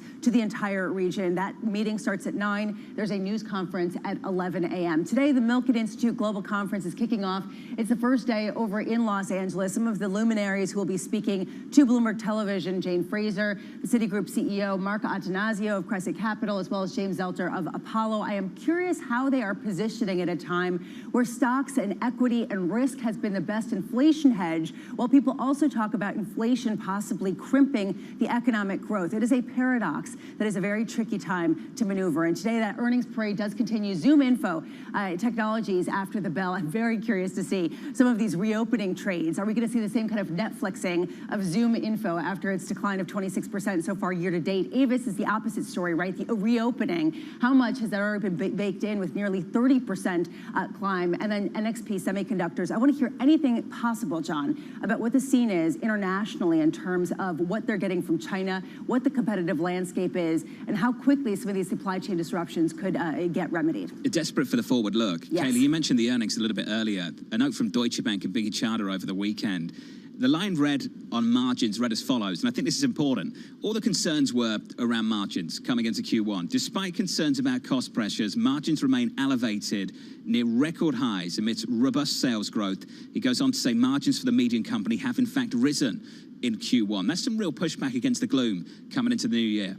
Yeah, it is. It all comes down to these companies' ability that is really quite remarkable, consistently so, to exercise pricing power and to take all of the higher input costs they're facing and just pass it on to the end consumer. A consumer to this point has actually been quite tolerant of those higher prices. I guess the question, John, is how long that will remain the case in persistent inflationary pressures that are here. When does it start to hit more discretionary income and that story stop being as positive as it has proven to be this quarter? For the most part, the number's okay in the last month. The market performance, anything but. Very few places to hide. Bonds down, yields higher, equities lower, the NASDAQ battered. Joining us now is Deepak Puri, the Chief Investment Officer for the Americas at Deutsche Bank International Private Bank. Deepak, let's start there. What happened last month? Well, it was bound to happen. The check is coming due, I guess, John. You know, it's a rare occurrence, but it does happen where both the equity and the bond markets retreat. And we've seen quite a brutal take, you know, with regards to the equity markets. I guess, you know, long term, the concept of the fear of missing out and Tina is being now replaced by the fear of inflation and this peak of Fed hawkishness, which really recalibrates all asset values and prices. Yeah. Deepak, over the weekend, Warren Buffett came out and said that he was actually buying shares at some of the fastest pace in modern history for Berkshire Hathaway. This is not because he is so optimistic of incredible valuations, but simply it is a great time to possibly hedge inflation through the equity markets. Do you agree? I mean, when you talk about peak inflation fears, are equities kind of the safe haven still, even though we have seen some concerns about future growth? Yes, I would think so, Lisa. But for me, you know, we deal with private clients. Really, the focus tends to be can you stomach the volatility? Can you have the tolerance for those big drawdowns like we saw in the month of April? Do you have the temperament, time in the markets, and the ability to tolerate that volatility? So I think if you check mark on all those three things, then yes, equities still represent probably a better case right now than fixed income. However, I would say that after the last 20 months of drawdowns we have seen in the bond markets, some of the areas in the fixed income market have started to look a little bit more attractive, especially on the shorter end of the curve. If we could just talk about what's looking more attractive in the equity market, and this goes back to Lisa's point about Warren Buffett buying in a way that he hasn't in many years. The reason he wasn't doing so is he said everything was just too expensive. Valuations are too rich. Obviously, we have seen valuations come in dramatically recently. Where have they come in enough that you're finding an entry point? Yeah, Kaylee, so, our equity sector strategy hasn't really changed much. And I would agree with the sense that the entry point today is much better than where it was maybe 4 months ago, the heights of November, December of last year. Having said that, there's still some concerns. You have to factor in a slower growth in the economy, higher cost of capital, maybe financial tightening. This is a new experiment whereby we're going to be the Fed is going to be increasing rates at a blistering pace plus QT. All that would call for a little bit of a cautious approach. Having said that, the areas that we continue to like, one on the cyclical/reopening trade. So you can think of home builders, selective industrials, materials, so chemicals, maybe automobile industry. Those represent some value.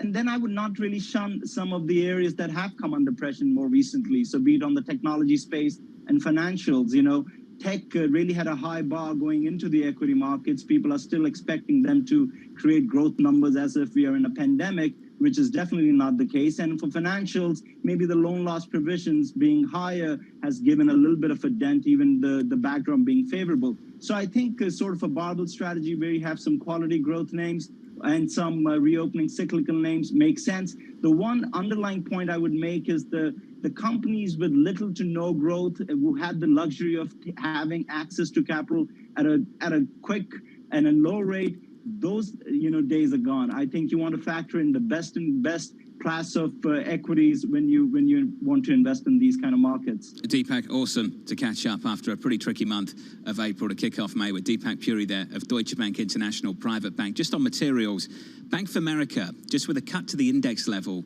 for their forecast for this year on the S&P 500, down to 4,500 from 46. This is what they had to say on materials, Bramo. They lower materials to underweight, exposed to big-ticket spending via housing and autos, and has the highest China beta of all sectors. That is a sector they do not like. And they're shifting into another phase, frankly, of the year where they're expecting that slowdown to begin, especially as there is saturation in some of these industries. I find it fascinating, though. When we were talking to Deepak, he's talking about, for example, the reopening stocks. And then he's also talking about it's a better entry point. Is it a better entry point for some of these reopening stocks versus, say, the pandemic darlings that have gotten so beaten up?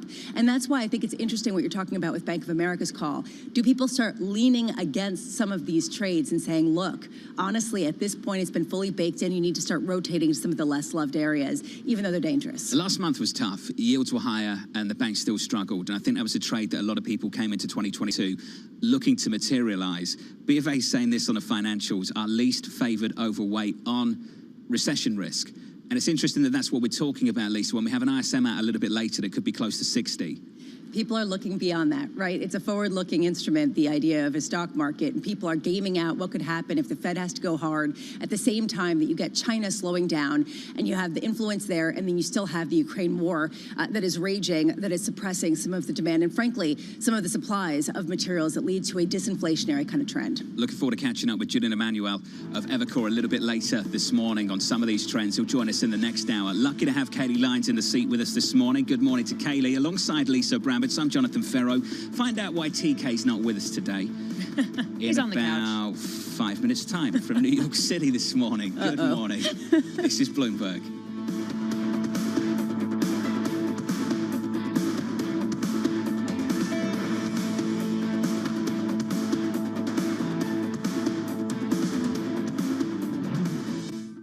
Keeping you up to date with news from around the world, here's the first word. Federal Reserve Chair Jerome Powell could shift the needle this week on how high investors expect the central bank to raise interest rates to cool inflation. The Fed's expected to boost rates 0.5 percentage point when its two-day meeting ends on Wednesday. Another half-point hike is expected in June. Inflation could push Powell to signal that policy may require a more restrictive stance. Coronavirus lockdowns in China are taking a significant toll on the country's economy. Over the weekend, official data showed that both manufacturing and services activity plunged in April to their worst levels in more than 2 years. Indexes for exports and imports also slumped. Hungary is drawing a red line. As a senior minister in Prime Minister Viktor Orban's government said Hungary will never support extending EU sanctions to Russia's energy sector. Bloomberg's learned that the EU is set to propose a ban on Russian oil by the end of the year. The U.S. Homeland Security chief warns that the immigration system could be strained by the end of a fast-track deportation policy. Alejandro Mayorkas says that could result in a surge of up to 18,000 migrants at the southern border. The Biden administration is preparing to lift the policy on May 23rd. And Warren Buffett is buying big. Berkshire Hathaway made $41 billion worth of net purchases in the first quarter. That's the most in at least a decade. Berkshire boosted its stakes in Chevron and video game maker Activision Blizzard. Global news 24 hours a day on air and on Bloomberg Quick Take, powered by more than 2,700 journalists and analysts in more than 120 countries. I'm Kaylee Lines. This is Bloomberg.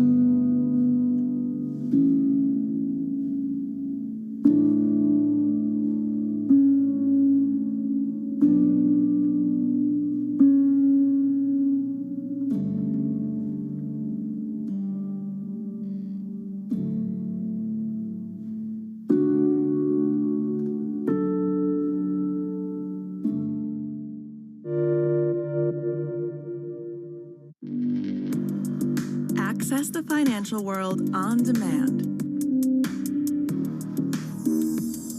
Hear from leading economists, policymakers, and industry experts via live and on-demand webinars, only from Bloomberg. Start exploring to see what's moving the markets. Visit Bloomberg.com/webinars. The Indian city of Jamnagar is a money-making machine for Asia's richest man, Mukesh Ambani. His company Reliance has the world's biggest oil refinery complex here in the city. Jamnagar is also where Ambani is making his newest bet, a $10 billion investment in green energy. His ambition is closely aligned with the Indian government's plan to reach net zero emissions by 2070. But Ambani is not alone. India's second richest man, Gautam Adani, has committed $20 billion of investment over the next decade. But India's massive dependencies on fossil fuels have some environmental advocates questioning the realism and sincerity of those green ambitions and those of its two biggest billionaires.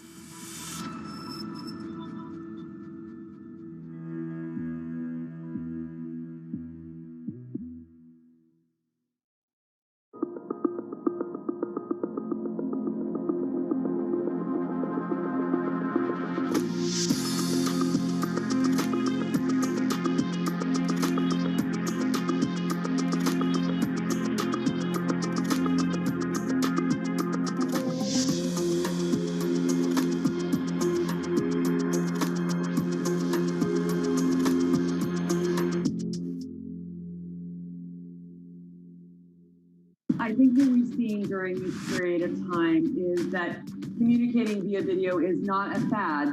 We are using it in all aspects of our lives, for work, for learning, for communicating, for staying in touch.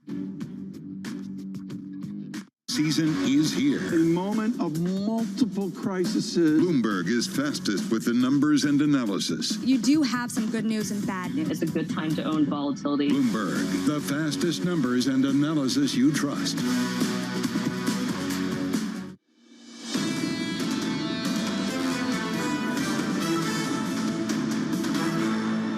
This is the first time the president attended this dinner in 6 years.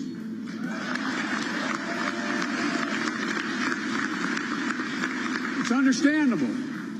We had a horrible plague, followed by 2 years of COVID. The United States, the President of the United States on rare form over the weekend. One line that stuck out, a healthy dose of self-deprecation here, Bramo. Republicans seem to support one fella, some guy named Brandon. He's having a really good year, and I'm kind of happy for him. Didn't he also say that the event was launched in the 1920s, and he remembers it well, having attended it as well? And so he gave the president some advice. Yeah, exactly. So, he definitely had a good dose of self-deprecation in addition to a little bit more biting. One of us had a few more drinks than the other, and he's not here today. He might be back with us tomorrow. Looking forward to catching up with TK, who I know is up early still this morning. So good morning, Tom. Good to have you with us. Let's get over to Lisa. Let's get over to Anne-Marie Hordern down in Washington, D.C., alongside Maria Tadeo in Brussels. AMH, jokes and humour over the weekend, but there were some serious lines as well. And the focus is still very much on what's happening in Ukraine. The what next of it, what can they do now? Yeah, and just quickly, Jonathan, to that point, at the dinner, the president was the first one up out of his seat when there was a montage played of all the journalists' lives that were lost fighting on the ground. And this is something he says a lot to the press here in D.C. and then more openly, obviously, to the world over the weekend about the fact that thanking the press for their unvarnished truth, showing that unvarnished truth on the ground. What we have now is, over the weekend, Speaker Pelosi, an unannounced trip, highest-ranking U.S. official to enter the country since the war. And it comes as the U.S. will be negotiating $33 billion, a massive amount of money that will be going to Ukraine for that military, economic, and humanitarian support. So you can expect more aid coming out of the United States in a very symbolic trip for the speaker and a number of other Democratic leaders. And I want to get to that in a second, Anne-Marie, but I want to get your sense of this event that 2,600 people did attend. Trevor Noah started it off by saying, welcome to the biggest super spreader event of the year. What are you guys, what are you guys thinking? Yeah, what are you guys thinking? And I'm wondering, has there been a lot of pushback in the aftermath? I mean, the president himself leaned into his mic, which he, is classic Biden, and said, what are we doing here? It was a lot of people. There's been a lot of criticism about the fact that it's a huge room, not a ton of ventilation. Obviously, it's inside. And this comes after, and Trevor Noah said this, do you read your own newspapers? There was a gridiron event, another distinguished Washington event, where a lot of people, including Secretary Raimondo, contracted COVID-19 potentially at this event. I mean, you had dozens of people. Disclosure, I was also at that event as I was at the White House Correspondents' Dinner. So I think a lot of people now are just taking the appropriate measures, which is just rapid tests every day, and then if you have COVID, letting those that you sat close to you around. But I think the president wanted to show that, we have to get back to normalcy. Yeah, well, trying to get back to normalcy amid a very abnormal picture. And Maria, this does take us to you and what's going on right now. The European finance ministers and energy ministers meeting today to try to understand the road ahead. It seems like the splintering is getting more entrenched. There is more disagreement for how to do this. Is there any consensus emerging on how to create some sort of embargo on Russian energy supplies? Look, I think it's funny because when you look at Germany right now, this was the country that, of course, is very exposed to Russia. They were the ones who said they had concerns about it, the impact that it would have on the German economy. But now the Germans are open and have dropped this veto to Russian oil. A lot of this has to do because the numbers speak for themselves. I want to give you two figures here. When you look at Russian oil going into Germany, that dependency has dropped from 35% before the war to now 12%. So this is something something that is manageable for the Germans. The vice chancellor is going to be here today, but the issue now is countries like Hungary. Today, we had a warning from the Hungarian spokesman who said, well, we don't see how this is going to end the war. We don't support it. We don't back this, and our veto is still very much on the table. What I would argue, however, there's a lot of bravado that comes with this. A lot of this, of course, is negotiating tactics, even within the Europeans. But if you look at every single package until now, there has been unanimity around that, and Viktor Orban has voted in favor of every package. So a lot of this has to do with the optics, the taxes. You have to be seen as fighting hard for your taxpayers, also diplomatically within the EU 27. So I would say in many ways, yes, we are moving closer to that embargo.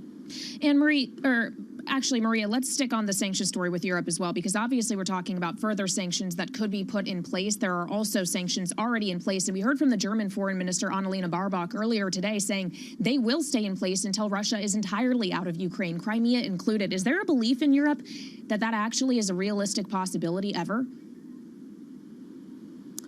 Oh, absolutely. And these sanctions are not going to go away any time. That is clear as day. And Kaylee, the damage of this war, the reconstruction money that is going to Ukraine too, by the way, this is not something you can fix from one day to another. And I think a lot of European leaders are trying to front run the Russians on this because they know that Russia has an incentive to say, as a sign of goodwill, please reduce those sanctions. Of course, what you hear now from the Europeans is that pulling back those troops, that's just the beginning of the story. There's going to be a lot of damage that is going to have to be repaid, so those sanctions are going to stay here. But also fundamentally, Kaylee, I think this goes beyond that. If you look at the numbers that Germany put out over the weekend when it comes to their energy dependency, we are seeing that throughout the board they're cutting down the imports. You saw it with gas, 55%, now it's 35. Coal was 50, now it's 15. So a lot of these are structural changes. You know, they're not going to go away anytime soon. Maria, great to catch up. Maria Tadeo there of Bloomberg alongside Anne-Marie Horton. Calling the crude market is really, really difficult right now, given we've got the supply side story emerging over in Europe on Russian gas, Russian oil. What happens with the latter? Maybe we get a decision there in the next month or so. But Lisa, on the demand side, you've got China. What happens with that, and when do the Chinese blink?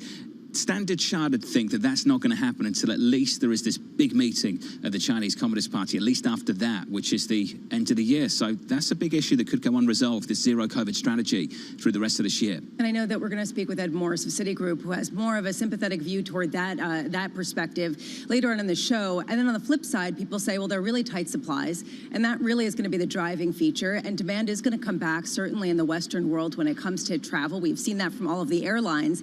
And then we don't get necessarily the same kind of suppression to costs once the oil reserves have been used up. So the sort of push-pull on both sides really makes it incredibly difficult to call. Given Hungary's stance, can we actually agree on anything at the European level when it comes to Russian energy? Honestly, Maria seems to think that we are moving closer to some sort of deal, and Germany seems to be the main deciding feature here, although it's hard to know what their view is. A phased-in oil embargo, gas off the limits. Do companies really start paying in rubles if they just use a shell company or they go through another company? I mean, do you have any sense of what exactly is going to happen here? Zero. I'm still confused on what happened with Russian energy last month and why some countries got cut off and others didn't. Crude down by 2.6% on Brent, 104.29 on WTI, down 3 percentage points and some, 101.37. Equity futures positive 0.4%, bouncing back from a brutal month of April. Coming up, Jay Bryson, chief economist at Wells Fargo. Looking forward to catching up with him as we count you down to a big Fed decision later this week, and payrolls Friday just around the corner.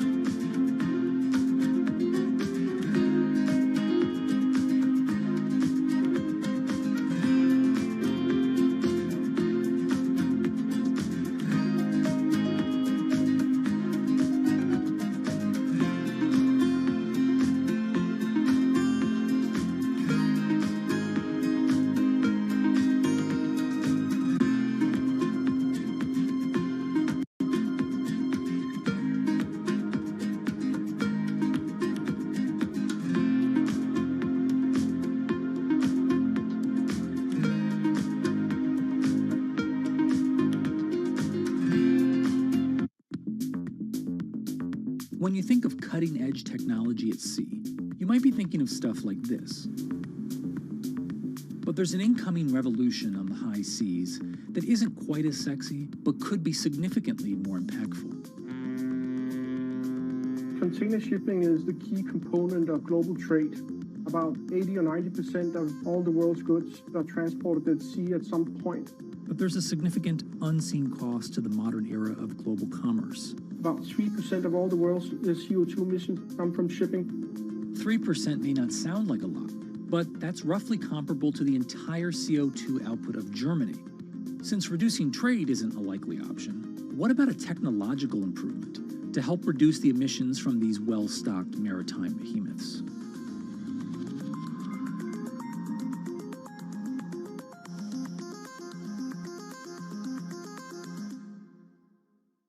Lots happening on Wall Street. It's the basic law of economics. It validated what the market was already pricing. Need to catch up? This is Bloomberg Wall Street Week. I'm David Weston. We've got the information and insights. David, you just hit the nail right on the head. From businesses most influential and instrumental. And that's the way you run good risk management. It's a challenging dynamic. We could continue to see that kind of strength. Bloomberg Wall Street Week premieres Friday with replays all weekend on Bloomberg Television and Radio.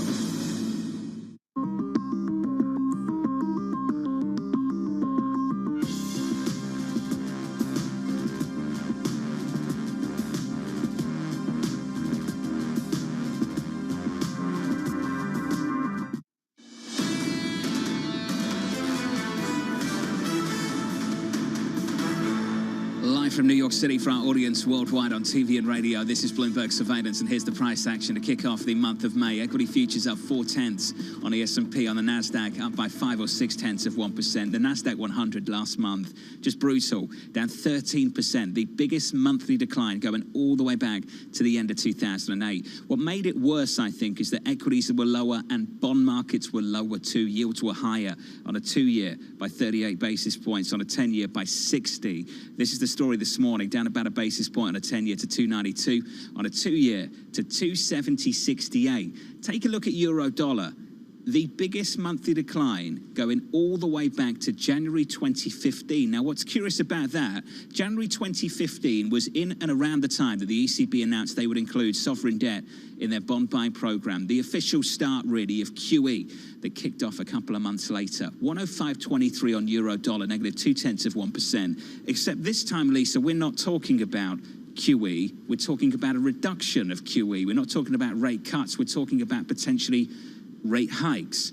And that move in the euro, a standout move for us all on this show last month. What's fascinating is because if they move in the opposite direction more aggressively, does that actually give wind to the euro, or does it go the other way? Does it actually create more weakness because of the potential for a greater weakening in the economy? Basically, it shows how different we are dealing with inflation. We are dealing with slowing growth. The time is now versus 2015 when the QE experiment really was heating up. Does this make their job harder? Did you get the impression from the ECB chief economist, Philip Lane, who was on the show on Friday, did you get the impression from him that this has made this harder for them, the fact that the euro keeps breaking down the way it has done?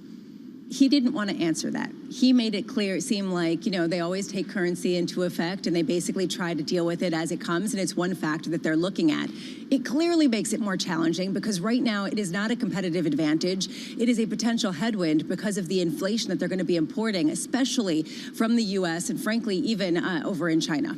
They will always say, Katie Lyons, of course we do not target the exchange rate, but it could be problematic for the medium-term outlook for our price stability mandate. Look at their forecast. The next time they come out with forecasts, Kaylee, there's got to be an adjustment based on what's happened with that currency.